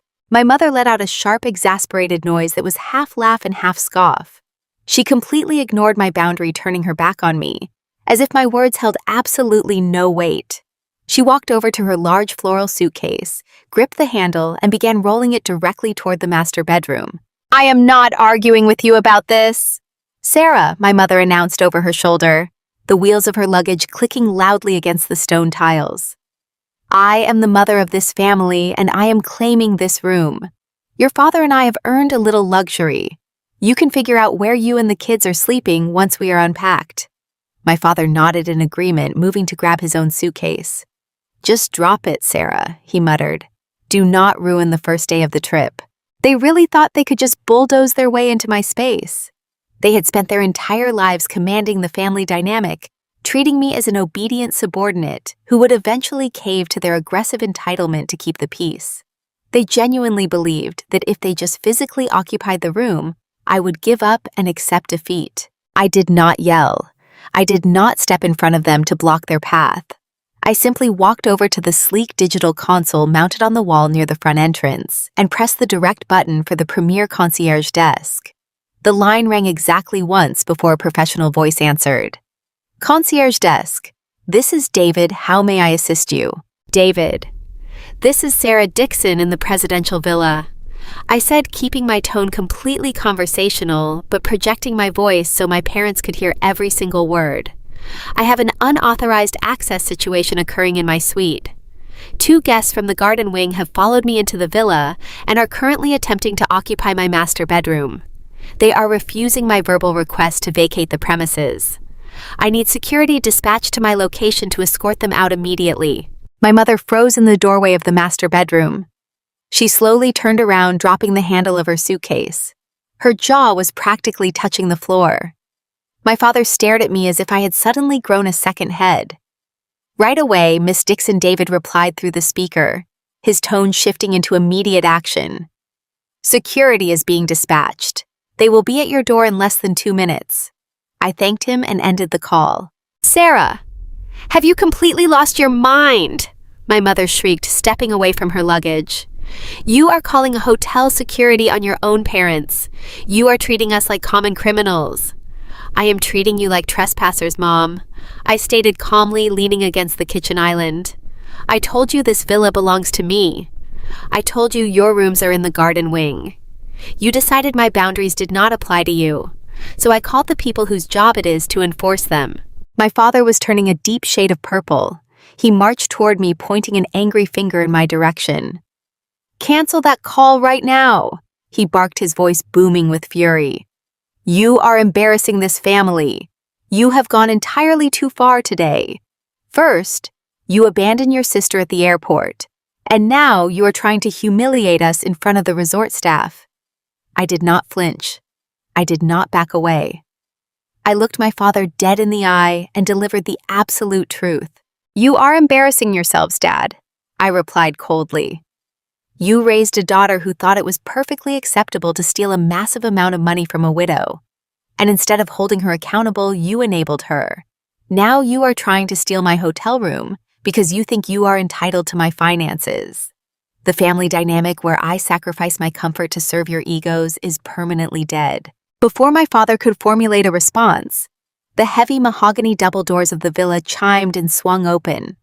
Two tall, broad-shouldered security guards dressed in crisp white resort uniforms stepped into the foyer. They were flanked by David the concierge, who looked deeply concerned but perfectly composed. "Miss Dixon," David said, stepping forward smoothly. "Is everything all right here?" "Everything is fine, David," I replied, gesturing toward my parents. "But these two guests belong in the garden wing, and they are refusing to leave my private residence. I need them escorted to their proper accommodations." The lead security guard, a towering man with a highly authoritative presence, turned his attention to my parents. "Sir, ma'am," he said, his voice polite, but incredibly firm.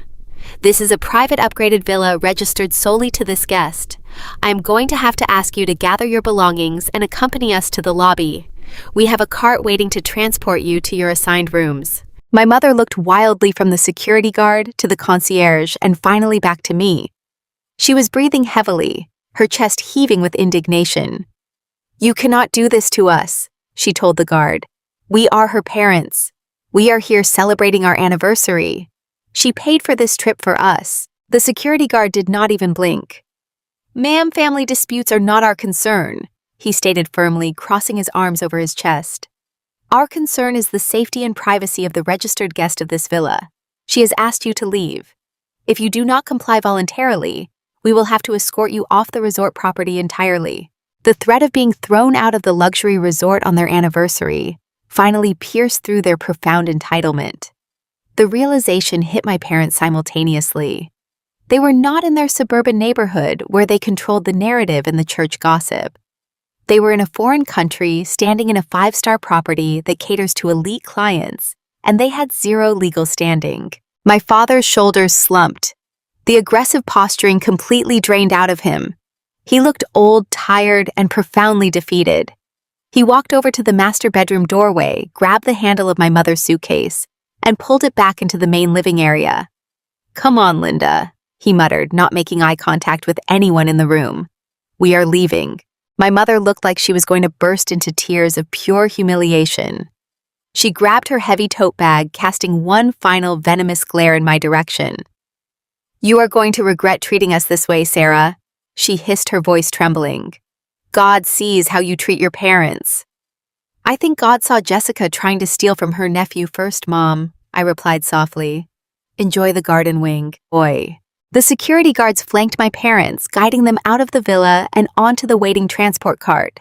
I stood in the grand foyer and watched them load their luggage. My mother sat stiffly on the back seat, refusing to look in my direction. My father stared down at his shoes. They looked incredibly small sitting on that cart being hauled away by the resort staff. The concierge turned to me before closing the doors. "I apologize for the disturbance, Miss Dixon," he said respectfully. "We have placed a permanent note on your file. Those guests will not be permitted anywhere near this villa for the duration of your stay. Please let us know if you need anything else to make your vacation perfect." "Thank you, David." I smiled. I think everything is finally exactly how it should be. The afternoon sun beat down on the private infinity pool of the presidential villa, casting shimmering reflections across the water. Liam and Emma were splashing happily in the shallow end, tossing a brightly colored beach ball back and forth. I reclined on a plush cushioned lounger, holding a glass of iced lemon water, letting the gentle Caribbean breeze wash over me. The sheer tranquility of the moment felt entirely foreign. For the first time in years, I was not managing an operational crisis or mediating a family dispute. I was simply a mother watching her children experience pure joy. That hard-earned peace was abruptly shattered by the sharp buzzing of my phone resting on the glass side table. I ignored it at first, assuming it was a routine work email that had slipped through my vacation filter. But the buzzing did not stop. It buzzed twice, then 3 times. Then it settled into a relentless vibrating rhythm that demanded immediate attention. I set down my drink and picked up the device, squinting against the bright sunlight to read the screen. A cascade of high-priority security alerts flooded my notification center. They were not text messages from my parents complaining about the garden wing. They were automated warnings from American Express, my primary banking institution, and my personal email provider. The sheer volume of the alerts indicated a coordinated digital breach. My professional instincts instantly overrode my vacation relaxation. I sat up straight, unlocked my phone, and tapped the most recent notification from my bank. Security alert. We have detected multiple failed login attempts on your primary checking account from an unrecognized device located in Portland, Oregon. I swiped to the next notification. Action required. Your American Express online portal access has been temporarily locked due to excessive password reset requests. I opened my email application and found a dozen automated messages detailing someone requesting security, question verification to bypass my two-factor authentication. Someone was actively trying to guess the name of my first pet, the street I grew up on, and my mother's maiden name. Those were details a random hacker halfway across the world would never know. But a sister who grew up in the same house would know them perfectly. Jessica was not just having a breakdown in her suburban home. She was actively attempting to commit identity theft. The realization settled over me with a chilling clarity. Brad had undoubtedly kicked her out or completely cut off her access to their joint accounts after discovering her massive mountain of secret consumer debt. She was stranded, humiliated, and completely financially ruined. In her profound desperation, she had decided that her only way out was to hack into my financial profiles. She likely believed that if she could just access my banking portal, she could transfer funds to her prepaid debit cards to keep her creditors at bay. Or perhaps cover her tracks by manipulating the transaction history from the flight refund. She thought she could steal my identity to fix the catastrophic mess she had created. She had entirely lost her grip on reality. I did not call her. I did not send her a warning text telling her to stop. Engaging with her would only give her the attention she was desperately craving. Instead, I transitioned into a state of absolute digital lockdown.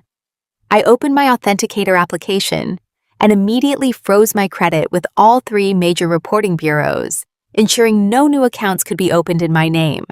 I contacted my banking institutions through their secure priority lines and placed a hard fraud lock on every single account associated with my social security number. I updated my verbal security passphrases to complex operational terms that my sister could never possibly guess. Within 20 minutes, I had completely severed any digital pathways she was trying to exploit. I watched the final failed login alert pop up on my screen before the bank system automatically completely blocked her IP address. She was locked out, trapped in Portland with absolutely no access to the safety net she had been trying to steal. I looked back out at the pool.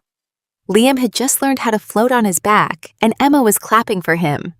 They were safe and oblivious to the cyber warfare their aunt had just attempted to wage against our family. I realized in that moment that Jessica was no longer just a toxic relative acting out of jealousy and entitlement. Her actions had escalated far beyond simple family drama. She was a desperate, dangerous individual, willing to break federal laws to serve her own selfish needs. I picked up my glass of lemon water and took a long, slow sip. My sister had crossed a boundary that could not be repaired with a simple apology or a mediated family meeting. She had weaponized my personal data, and I was going to make sure she faced the full legal weight of that decision. The audacity of her attempt was truly breathtaking. She was sitting in a house 3,000 miles away, watching her fake influencer lifestyle burn to the ground. Instead of taking accountability or asking for help, she chose to commit a felony. She genuinely believed that because we shared the same parents, the law did not apply to her. She thought she was entitled to my wealth, my credit, and my identity simply by virtue of our bloodline. This was the exact mindset my mother had cultivated in her for decades. Linda had always taught Jessica that she deserved the best, and that the rules were simply suggestions meant for other people. Now that toxic upbringing was manifesting as a legitimate cybercrime, I watched a flock of white birds dive toward the distant ocean waves. The contrast between the pristine beauty of the island and the ugly reality of my sister's actions was striking. I felt no pity for her. I felt no obligation to save her from the consequences she was actively bringing upon herself. The time for giving her the benefit of the doubt had expired the moment she tried to guess my security questions. I was done playing defense.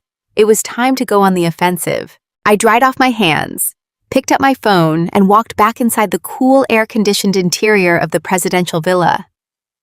I needed privacy for the next conversation. I closed the heavy glass doors behind me, silencing the sounds of the splashing water and the ocean breeze. I pulled up my contact list and dialed the private cell phone number of my corporate attorney, Michael Vance. I had retained Michael years ago to handle my real estate contracts and complex estate planning after my husband passed away. He was a ruthless, precise lawyer who specialized in financial law and asset protection. Michael answered on the second ring, his voice crisp and alert. "Good afternoon, Sarah," he greeted me. "I thought you were on a beach in the Caribbean, taking a well-deserved vacation. What can I do for you?" "I am on a beach, Michael," I replied, pacing slowly across the polished stone floor of the living room. "But I need to consult with you on a serious legal matter regarding my sister Jessica. She has escalated her behavior from a personal dispute into what I believe is a financial crime." "I have your file open, Sarah," Michael said, his tone shifting instantly into professional legal mode. "Walk me through exactly what happened." I detailed the entire sequence of events from the beginning. I explained how Jessica was entrusted with the booking portal for our family vacation. I described how I overheard her on the phone, attempting to divert the refund from my canceled children directly to an untraceable prepaid Visa debit card. I laid out the exact dollar amounts, the methods she used to manipulate the airline representative, and the subsequent first-class upgrades she purchased using the stolen flight credits. Finally, I told him about the barrage of fraud alerts I had just received by the pool, detailing her attempts to breach my personal banking accounts from her location in Portland. Michael was silent for a long moment as I finished my summary.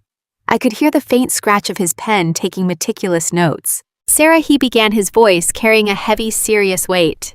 "What you are describing is no longer a matter for a family therapist or a civil mediator. Your sister has crossed multiple severe legal thresholds. When she manually initiated the cancellation of your children's tickets to extract monetary value, she committed theft. But the mechanism of that theft is what elevates the severity of the situation." I stopped pacing and listened closely. Because she used a telecommunications network to illegally redirect funds across state lines to a third-party prepaid card, Michael explained she has committed wire fraud. The fact that she executed this scheme using interstate commerce channels brings her actions under federal jurisdiction. Furthermore, her attempts to access your financial portals today using compromised personal data constitutes identity theft and cyber intrusion. Wire fraud. I repeated the term, feeling the sheer weight of the words settle over me. "We are talking about federal charges." "Yes, Sarah," Michael confirmed firmly. "We are talking about felony charges. The paper trail here is absolute. The airline will have recorded the phone calls. American Express will have the digital footprints of the unauthorized transfer attempts. Your bank will have the IP addresses from the failed login requests in Portland. She has left a glowing neon trail of evidence pointing directly to her own doorstep." My mind flashed back to my mother on the airplane, demanding that I be the bigger person and buy my sister a new ticket. My parents viewed Jessica's actions as a simple mistake, a minor slight, that could be smoothed over with a forced apology and a checkbook. They had no comprehension of the legal reality she had just plunged herself into. "What are my options, Michael?" I asked, looking out through the glass doors at my children playing in the pool. "If you want to protect yourself and your assets, you have to establish a formal legal record immediately," Michael advised. "If you do not report this, and the bank eventually flags the prepaid card transactions as fraudulent, they might hold you liable for failing to report a known breach. You need to formally separate yourself from her actions. I strongly advise you to file a police report right now. Filing a police report against my own sister would detonate a nuclear bomb inside my family. My parents would absolutely lose their minds. They would accuse me of tearing the family apart, of ruining Jessica's life, of being a vindictive monster. The church gossip mill would run rampant. I would be permanently labeled as the daughter who sent her sister to prison." But as I stood in that luxurious villa, a place I had earned through years of hard work and sacrifice, I realized I simply did not care anymore. I did not care about the church gossip. I did not care about my parents' twisted sense of loyalty. Jessica had tried to steal from my children. She had tried to hack into my bank accounts to steal my money. She was a criminal, and she needed to be treated exactly like one. "I want to file the report," I told Michael, my voice ringing with absolute certainty. "I will initiate the process on my end," Michael said. I will contact the Financial Crimes Division in Portland and forward them the preliminary evidence we discussed. I need you to go to the online portal for the Portland Police Bureau right now and file an official identity theft and wire fraud report. Send me the case number the moment you receive it. I will handle the communication with the detectives from here. I hung up the phone and walked over to the dining table, opening my laptop. I connected to the secure resort network and navigated to the police department website. The digital form asked for the details of the suspect. I typed in my sister's full legal name, her home address, and her phone number. I filled out the narrative section documenting the stolen flight refunds, the unauthorized upgrades, the prepaid card transfer, and the attempted banking breaches. My fingers never trembled. I did not shed a single tear. I reviewed the information one last time, ensuring every date and dollar amount was perfectly accurate. I checked the box, swearing under penalty of perjury that the information provided was true. Then I clicked Submit. The screen refreshed, displaying a bright red official case number. I copied the number and emailed it directly to Michael. The deed was done. The line was crossed. There was no going back, no sweeping it under the rug, and no pretending we were a happy family anymore. I closed my laptop and walked back out to the pool deck. The sun was beginning to set, painting the Caribbean sky in brilliant shades of orange and purple. Liam and Emma ran up to me, wrapping their wet arms around my waist and asking what we were having for dinner. I hugged them back tightly, burying my face in their damp hair. The conflict had officially escalated from a suburban family drama into a legitimate criminal investigation. My sister was about to face the devastating consequences of her own arrogance. But in that moment, standing on the beach with my kids, I felt nothing but profound, unshakable peace. I had protected my family, and justice was finally coming. The evening air was thick with the scent of roasted seafood and tropical flowers. The resort staff had arranged a private dining pavilion for our anniversary dinner, overlooking a quiet stretch of the coral reef. Soft golden lanterns illuminated the mahogany table where my parents were already seated. They were not admiring the view or looking over the extensive wine list. They were sitting in absolute rigid silence, staring at the empty chairs waiting for me to arrive. I walked down the stone pathway holding Liam and Emma's hands.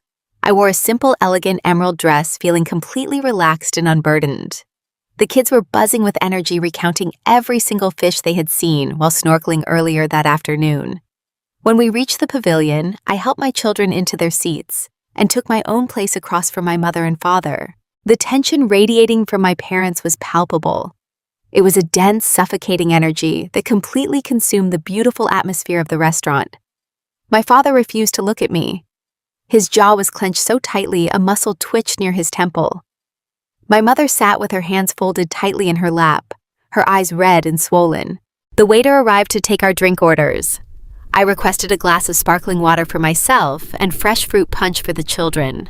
My parents ordered nothing. The moment the waiter stepped away, my mother leaned forward, her voice a venomous whisper. "We got a phone call from Jessica an hour ago." Linda began, her words shaking with suppressed rage. A detective from the Financial Crimes Unit showed up at her house in Portland. They asked her questions about wire fraud and stolen airline tickets. They told her there is an active federal investigation into her banking history. I took a slow sip of my water and set the glass back down onto the pristine white tablecloth. "That is exactly what happens when you commit a felony, Mom," I replied, my tone completely level. "I told you I handle my own logistics." "You called the police on your own sister," my father growled, finally lifting his eyes to meet mine. His face was contorted with a mixture of absolute disgust and disbelief. "You actually filed a criminal report against your own blood over a family vacation. You have completely lost your mind, Sarah. You are sick. You are a vindictive, sick person." I did not flinch. I did not raise my voice or try to defend myself against his ridiculous accusations. I simply stared back at him, refusing to absorb a single ounce of his misplaced anger. "I did not force her to steal from my children, Dad," I stated plainly. "I did not force her to hack into my bank accounts. She made those choices completely on her own. I simply provided the documentation of her choices to the proper authorities. The rest is entirely up to the justice system." My mother slammed her hand down onto the mahogany table, causing the silverware to rattle loudly. "We are a family," she hissed, her face turning a blotchy crimson. Families protect each other. Families handle their problems privately. You are dragging our name through the mud. You are going to ruin her life. Brad is threatening to divorce her, and now she might go to prison. You are destroying everything over money. It is not about the money, Mom, I replied, leaning forward slightly so she could hear the absolute finality in my voice. It is about the fact that she viewed my children as disposable collateral. It is about the fact that you enabled her behavior for 30 years. I am protecting my family. My children are my family. You and Jessica are just people I happen to share DNA with. My father stood up from his chair, his chest heaving. His face was a mask of pure suburban patriarchal fury. He was a man who realized he had completely lost control of his household. If you do not call those detectives tomorrow morning and drop every single one of those charges, he threatened, his voice booming across the quiet pavilion. You are no longer a part of this family. We will cut you out completely. We will write you out of the will. You will never step foot in our house again. We will disown you, Sarah. Consider yourself dead to us. He stood there expecting me to crumble. He fully believed that the threat of being disowned would send me into a panic. He thought the ultimate punishment was losing access to him and my mother. He thought I would cry and beg for their forgiveness to maintain my place in their toxic hierarchy. I reached into my designer purse and pulled out my platinum credit card. I signaled the waiter, who was hovering nervously near the edge of the pavilion. I would like to close out the tab for myself and my children, I told the waiter, handing him the card. We will be leaving now. Charge whatever these two guests ordered to their own room in the garden wing. The waiter nodded, quickly processing the transaction on his handheld device and returning my card with a receipt. I stood up from the table and smoothed the front of my emerald dress. I looked at my parents, taking in their shocked expressions. They were completely paralyzed by my lack of an emotional breakdown. Being disowned is exactly what I want, I told them, my voice ringing with profound, liberating clarity. I am officially releasing you from any obligation to pretend you care about me. You can keep your house. You can keep your will. You can keep your golden child and her massive legal fees. I do not need anything from you ever again. I turned to Liam and Emma, who were watching the exchange with wide, quiet eyes. Come on, guys, I said, offering them a warm, gentle smile. We are going to go build a bonfire on the beach and roast marshmallows. We walked out of the dining pavilion, leaving my parents standing in stunned, silent defeat. The tropical night air felt incredibly pure. We walked down to a secluded cove where the resort staff had set up a private fire pit surrounded by plush lounge chairs. I sat under the brilliant canopy of Caribbean stars, watching the flames dance, while my children laughed and ate chocolate. I listened to the sound of the ocean waves crashing against the shore, feeling a massive, heavy chain finally fall away from my soul. I was entirely free. While I was roasting marshmallows on a tropical island 3,000 miles away, the perfectly curated social facade of the Dixon family was violently burning to the ground back in Portland. The catalyst for this destruction was my brother-in-law Brad, who had finally reached the absolute limit of his tolerance for my sister's endless web of deception. Following the disastrous encounter at the airport and the discovery of her massive hidden consumer debt, Brad returned to their suburban home and immediately began packing his remaining belongings. Jessica followed him from room to room, sobbing hysterically, falling to her knees, and begging him to give her another chance. She promised she would get a job. She promised she would cut up her credit cards. She promised she would change. Brad did not say a single word to her.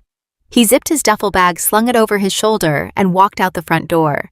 He drove away, leaving her completely alone in a house she could no longer afford to maintain. Desperate and terrified of facing her newly acquired criminal status alone, Jessica resorted to the only survival tactic she knew. She decided to control the narrative. With our parents stranded in Turks and Caicos, she needed a new audience to validate her victimhood. She immediately drove to my parents' house, parked her car in their driveway, and began making phone calls to the most influential women in my mother's church community. Within an hour, a small army of suburban church ladies had descended upon my parents' living room. Women named Martha and Susan and Barbara arrived carrying casseroles and sympathetic expressions, eager to consume the latest neighborhood tragedy. Jessica sat in the center of my mother's floral sofa, weeping delicately into a tissue, playing the role of the traumatized golden child to absolute perfection. She spun a magnificent tapestry of lies. She told the women that the stress of losing my husband had finally caused me to suffer a complete mental breakdown. She claimed I had become intensely jealous of her happy marriage to Brad and had sabotaged the family vacation out of pure spite. She sobbed as she described how I abandoned her at the airport terminal and hacked into the airline portal to steal her first-class seats. She painted me as a deeply disturbed, vindictive monster who needed serious spiritual intervention. The church ladies gasped and clutched their pearls, validating every single word she said. They patted her hair and promised to organize a prayer circle for my clearly fractured soul. Jessica soaked up their attention, feeling secure in the knowledge that she had successfully manipulated the local social hierarchy to her advantage. She had no idea that my corporate attorney Michael Vance operated with absolute merciless precision. While Jessica was busy crying on the floral sofa, a bright white delivery van pulled into my parents' driveway right behind her parked car. A courier wearing a crisp uniform walked up the front steps carrying a thick, heavy legal envelope. He rang the doorbell, demanding a signature for a priority, certified delivery addressed to Robert and Linda Dixon. Martha, a notoriously nosy woman who prided herself on knowing everyone's business, volunteered to answer the door. She signed for the package on behalf of my parents and brought the heavy envelope back into the living room. "Oh my, this looks very official," Martha declared, peering closely at the return address label printed on the corner. "It is from a high-end corporate law firm in downtown Seattle. I wonder what on earth this could be about." Jessica froze, her tear-stained face suddenly draining of all color. She lunged forward, trying to snatch the envelope out of Martha's hands. "Do not open that," she panicked, her voice cracking. "It is private. It is probably just boring financial documents for my dad." But Jessica was too slow. In her haste to grab the package, her hand caught the edge of the cardboard flap, tearing it completely open.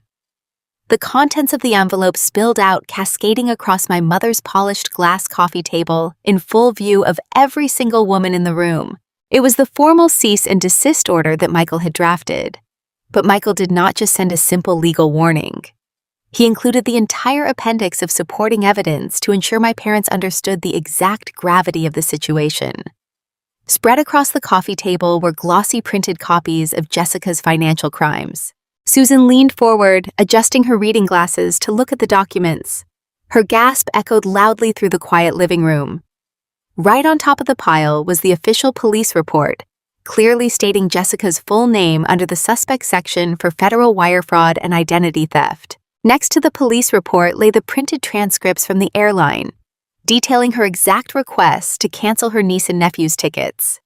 Beneath that was the banking documentation showing her desperate attempts to route stolen funds to a secret prepaid debit card to cover massive shopping debts. Martha picked up a page detailing the $60,000 in hidden consumer debt that Brad had discovered. "Good heavens," Martha whispered, her eyes wide with shock. "This says you tried to steal money from your own sister to pay for designer handbags. It says you canceled your nephew's vacation." The entire room fell into a stunned, horrifying silence. The narrative Jessica had just spent an hour building completely evaporated, leaving nothing but the undeniable black and white proof of her profound malice. She stood in the center of the living room, completely exposed, surrounded by the very women she had tried to manipulate. "I did not do this," Jessica stammered, backing away from the coffee table, her hands shaking violently. "That is fake. Sarah printed fake documents to ruin my life. You have to believe me." The church ladies did not believe her. They were looking at her not with sympathy, but with absolute unmasked disgust. The facade of the perfect, flawless Dixon family was entirely shattered. The golden child was not a victim. She was a documented thief who stole from a widow and an 8-year-old boy. Susan quietly set her casserole dish down on the counter. "I think we should be leaving now," Susan announced, her voice cold and distant. "I will pray for you, Jessica. You are going to need it." The women filed out of the house one by one, refusing to make eye contact with my sister. They climbed into their cars and drove away, eager to spread the truth across the entire suburban community. By the time the sun set that evening, every single member of their congregation knew exactly what Jessica had done. The perfect social standing my mother had spent 40 years cultivating was entirely annihilated in a single afternoon. Jessica was left standing completely alone in an empty house, surrounded by the undeniable proof of her own destruction. Stepping out of an airport taxi into the mild suburban air is usually a jarring transition after a week in the Caribbean. But as the driver unloaded our bags onto the driveway, I felt nothing but profound, impenetrable calm. My skin was warm and golden from the sun. Liam and Emma were happily exhausted, chattering constantly about the colorful seashells they had collected on the private beach. The vacation had been exactly what I intended it to be, a complete unburdening of my soul. I felt lighter than I had in years. Then I looked up and saw her. A figure was huddled on the top step of my front porch. It was Jessica. She looked absolutely nothing like the glamorous lifestyle influencer who had smirked at me during the packing party just 10 days ago. Her golden blonde hair was greasy and pulled into a messy, chaotic knot. She wore wrinkled gray sweatpants and an oversized faded hoodie. Her designer sunglasses were nowhere in sight, leaving her red, severely swollen eyes completely exposed to the harsh afternoon daylight. She looked incredibly small and profoundly pathetic. As we walked up the driveway, she scrambled to her feet, clutching her hands together. "Sarah!" she gasped, her voice cracking with raw desperation. "Oh, thank God you are home. I have been sitting out here on the concrete for 3 hours, waiting for your flight to land." I ignored her entirely. I handed the driver a generous cash tip, thanked him for his help, and picked up my heavy suitcase. "Come on, guys," I said to the kids, guiding them up the walkway. "Let us get inside and order a massive pepperoni pizza." Jessica physically stepped into my path, blocking the front door. "You have to listen to me," she pleaded, tears immediately spilling over her eyelashes and running down her pale cheeks. "Please, Sarah, you have to listen. Brad filed for divorce. He actually filed the legal papers yesterday morning. He changed the locks on our house while I was at the grocery store. I am sleeping on a terrible deflated air mattress in Mom's guest room, and my bank accounts are completely frozen." I looked at her with absolute clinical detachment. She was finally experiencing the consequences of her own arrogance, and she simply could not process the reality of her downfall. "The detectives came to the house again yesterday." Jessica sobbed, her entire body shaking. "They have everything, Sarah. They have the airline audio recordings, the credit card statements, the digital IP addresses. They have everything. They are talking about a federal grand jury indictment. You have to call the police right now and tell them it was a massive misunderstanding. You have to tell them I had your permission to move the money. You have to drop the charges before they arrest me." "I cannot drop federal charges, Jessica," I explained slowly, as if speaking to a toddler who did not understand basic rules. "The state prosecutor picks up wire fraud and identity theft. I simply provided the documentation of your actions to the Financial Crimes Unit. I am not the prosecutor. You committed a felony across state lines. The federal government is in control now." She panicked, realizing her legal reality was entirely out of her hands. She looked down and saw Liam and Emma standing quietly beside me, holding their little travel backpacks. She dropped to her knees on the concrete porch, forcing a massive, wobbly, artificial smile onto her face. "Liam, Emma," she cooed, her voice trembling with a sickening artificial sweetness. "Tell your mommy that Aunt Jessica did not mean to do anything bad. Tell her you want your auntie to come inside the house and watch a movie with you. We are family, right? We love each other." Liam looked at her. He was 8 years old, but children perceive authenticity far better than adults give them credit for. He remembered her ignoring him at his birthday party. He remembered her lying right to his face about packing his blue swimming goggles to see the sea turtles. He did not smile back at her. He did not reach out to hug her. He simply stepped around her kneeling figure, walked up to the front door, and waited for me to unlock it. Emma followed right behind her brother, completely indifferent to the crying woman on the porch. "Mom," Emma asked, tugging lightly on the hem of my shirt, "can we get extra cheese on the pizza too?" "Yes, sweetie," I smiled, sliding my key into the heavy brass lock. "We can get extra cheese and extra pepperoni." Jessica let out a loud, dramatic sob, collapsing forward onto her hands. "Sarah, please do not do this to me. I am your sister. I am your flesh and blood. You cannot just leave me out here." I stepped inside my home, ushering my children into the safe, quiet hallway. "You stopped being my sister the moment you tried to steal from my children," I said, looking down at her one final time. "Do not ever come to my house again. If you step foot on this property, I will have the local police arrest you for trespassing on top of the felony fraud charges." I closed the door, hearing the heavy deadbolt click perfectly into place. The profound satisfaction of closing that door was only the prelude to the ultimate financial reckoning that awaited my parents.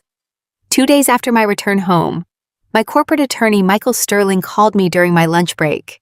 His tone was brisk and strictly professional. "Sarah, we have a situation regarding the secondary mortgage deed on your parents' property," Michael informed me. "I received an urgent electronic authorization request from a local lending institution this morning. Robert and Linda are attempting to take out a massive equity loan against their house.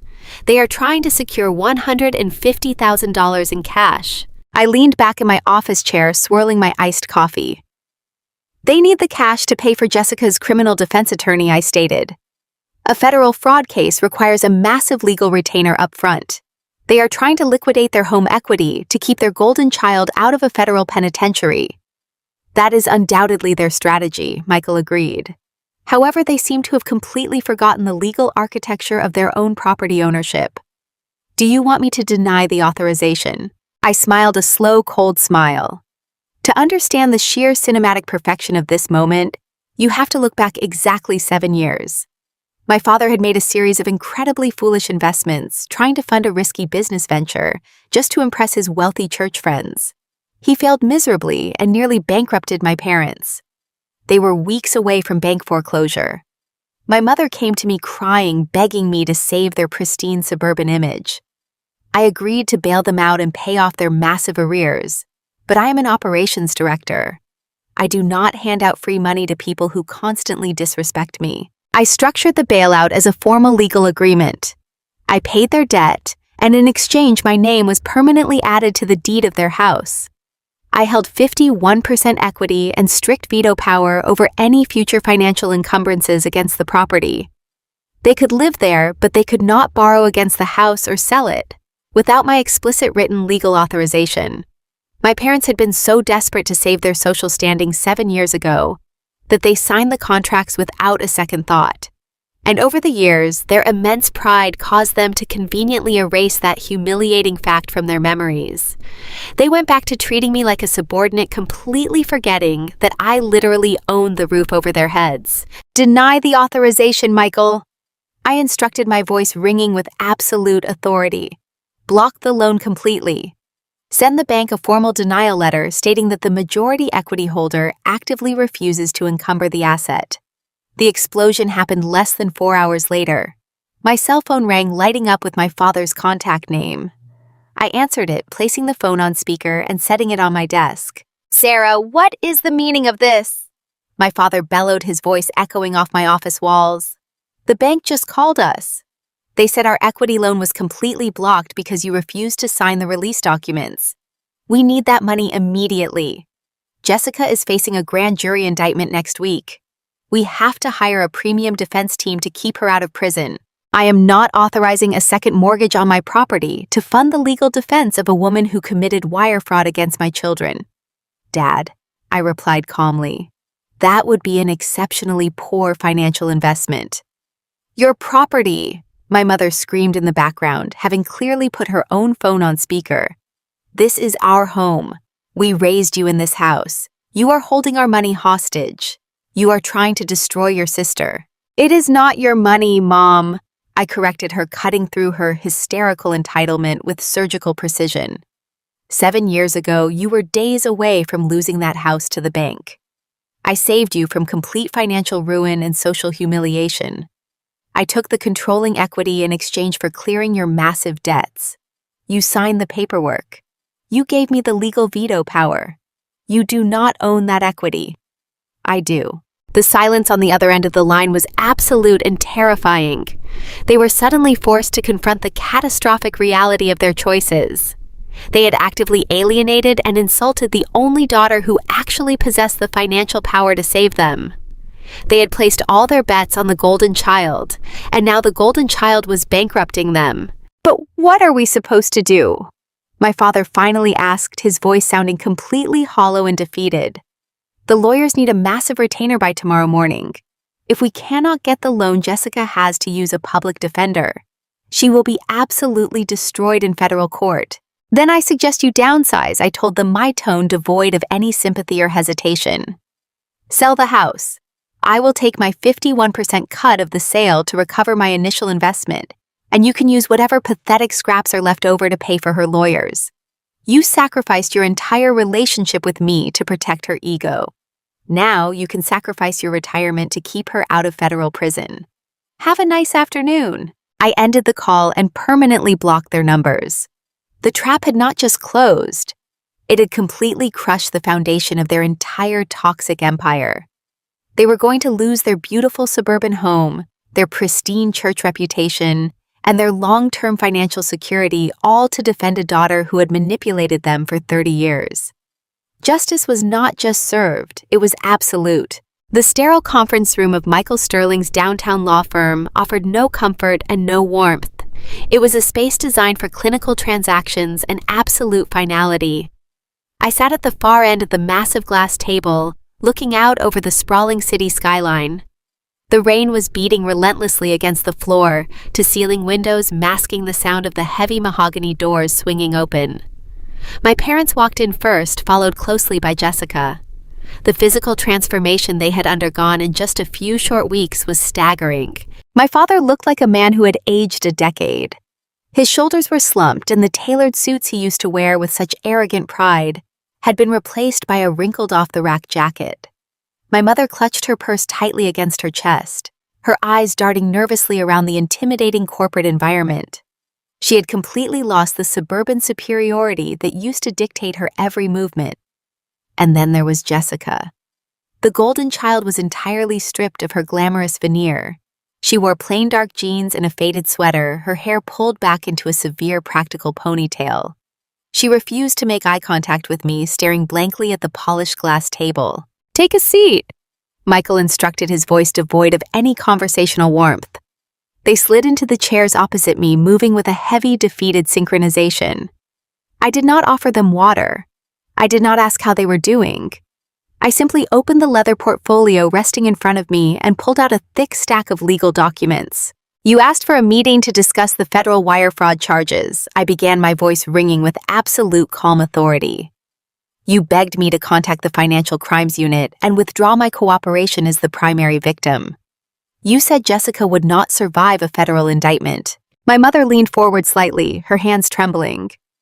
"Please, Sarah," she whispered, her voice cracking under the weight of her desperation. "We lost the house. We sold it just like you demanded to pay off her initial legal fees. We have nothing left. If you testify against her, she will go to a federal facility. She is your sister. She is a woman who committed a felony against my children," I corrected her smoothly. "But I am an operations director, and I understand the value of a clean, permanent negotiation. I am willing to contact the prosecuting attorney and formally withdraw my victim impact statement. I will decline to testify, and I will sign a non-prosecution request." Michael assures me that without my active cooperation, the prosecutors will likely drop the felony charges to a minor misdemeanor or dismiss them entirely due to a lack of a complaining witness. Jessica finally looked up, her red, swollen eyes widening with a sudden desperate glimmer of hope. "You will drop the charges," she gasped, leaning her hands on the glass table. "Sarah, thank you. I swear I will pay you back every single penny. I will change." I held up my hand, stopping her pathetic stream of promises instantly. "I am not doing this because I forgive you, Jessica," I stated coldly. "I am doing this as a transaction. I will withdraw my cooperation with the federal investigators only if all three of you sign the documents sitting on this table." Michael slid the thick packets across the slick glass surface, positioning one in front of each of my family members. He handed them each a heavy black pen. "These are comprehensive estrangement and asset protection agreements," Michael explained, his tone razor sharp. "By signing these documents, you are legally surrendering any and all future claims to Sarah's estate, her financial assets, and her physical properties. Furthermore, you are signing an absolute no-contact order. You will never approach her home, her place of employment, or her children. You will forfeit any claim to grandparents' rights. You will never attempt to contact Liam or Emma through social media, mail, or third parties.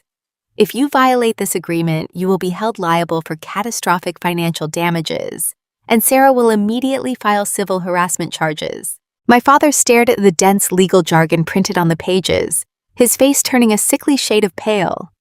"You are permanently cutting us out of your life," he mumbled, staring blankly at the pen in his hand. "You are making us sign away our own grandchildren." "You signed me away a long time ago, Dad," I replied, feeling absolutely no remorse. "You sacrificed your relationship with my kids the moment you tried to steal their vacation to protect your favorite daughter's ego. This paperwork just makes the reality of our dynamic legally binding. You wanted a way to keep Jessica out of a prison cell. This is the price. Sign the papers or I call the detective right now and tell him I'm ready to testify in front of a grand jury." The silence in the room was heavy and absolute. They had absolutely no leverage. They had no money left to fight a civil battle, and they certainly had no defense against the criminal charges. They were entirely trapped by the consequences of their own malicious entitlement. My mother was the first to break. She let out a soft, defeated sob, picked up the heavy black pen, and signed her name on the dotted line.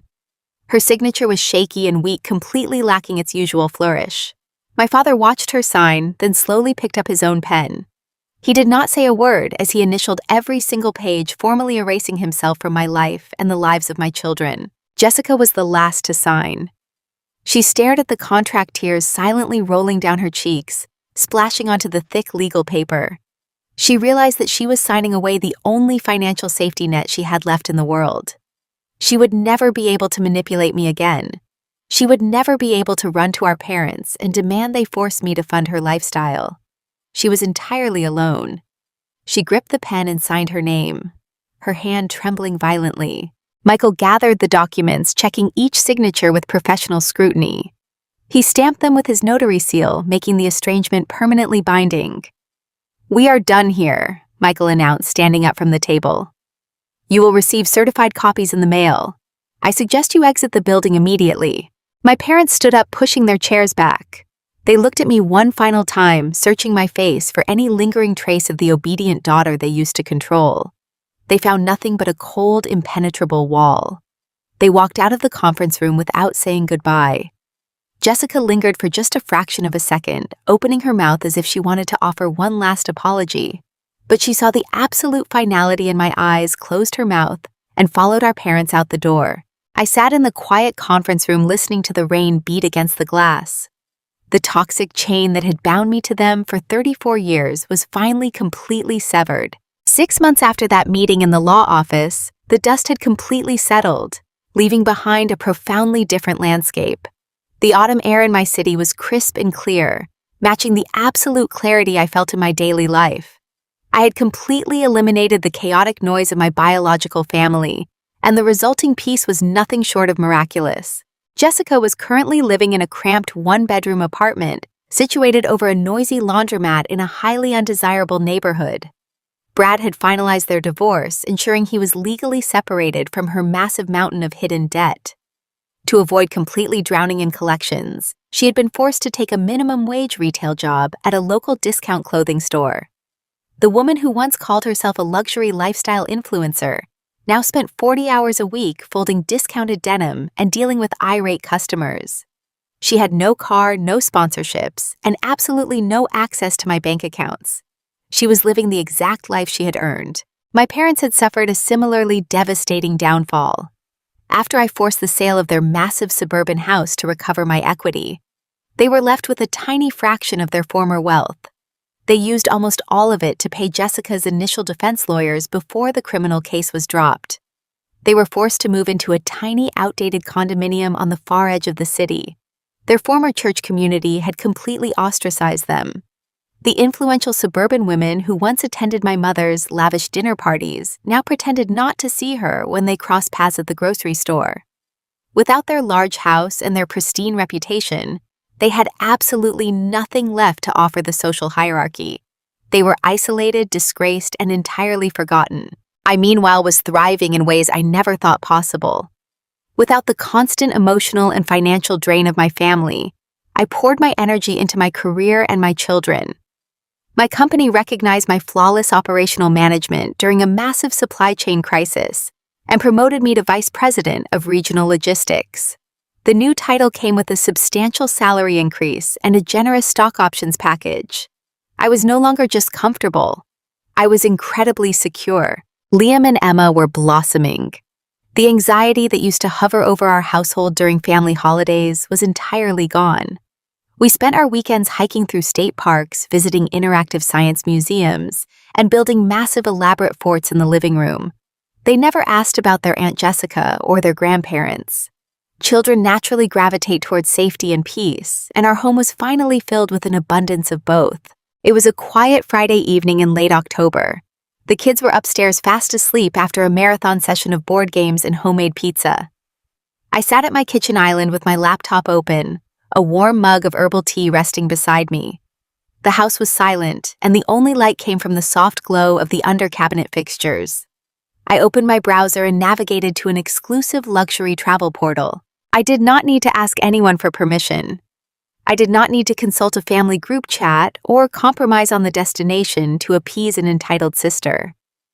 I was the sole architect of my life. I typed in our names, Sarah, Liam, and Emma. I selected a breathtaking eco-luxury resort nestled deep in the lush rainforests of Costa Rica. It was a place where we could zip-line through the jungle canopy, learn how to make chocolate from real cacao beans, and swim in private heated plunge pools. I carefully selected a massive 3-bedroom treehouse villa that sat high above the forest floor, offering spectacular panoramic views of the vibrant green canopy. I added private guided nature tours and a dedicated airport transfer, ensuring every single logistical detail was perfectly arranged. I reached into my purse and pulled out my American Express card. I typed the numbers into the payment gateway without a single ounce of hesitation or anxiety. The screen loaded for a brief second before a bright green confirmation checkmark appeared. "Your reservation is confirmed," I smiled, taking a slow, deep sip of my tea. The notification pinged on my phone, sending the official itinerary directly to my secure inbox. There were no hidden secondary users. There were no alternate recovery emails. The only person who held the keys to this adventure was me. I closed my laptop and walked over to the large bay window in my living room, looking out at the quiet suburban street. The stars were shining brightly, cutting through the cool autumn night. I thought about the sheer amount of courage it took to finally stand up and demand the respect I deserved. It had been a brutal, exhausting war, but standing on the other side of it, I knew without a shadow of a doubt that every single battle was worth it. I had protected my children. I had secured my financial future. I had legally eradicated the parasites who tried to bleed me dry. I had reclaimed my identity from a family that only viewed me as an asset to be exploited. My money was mine. My peace was mine. And most importantly, my family, consisting only of the people I actually chose to love, was completely and unconditionally mine.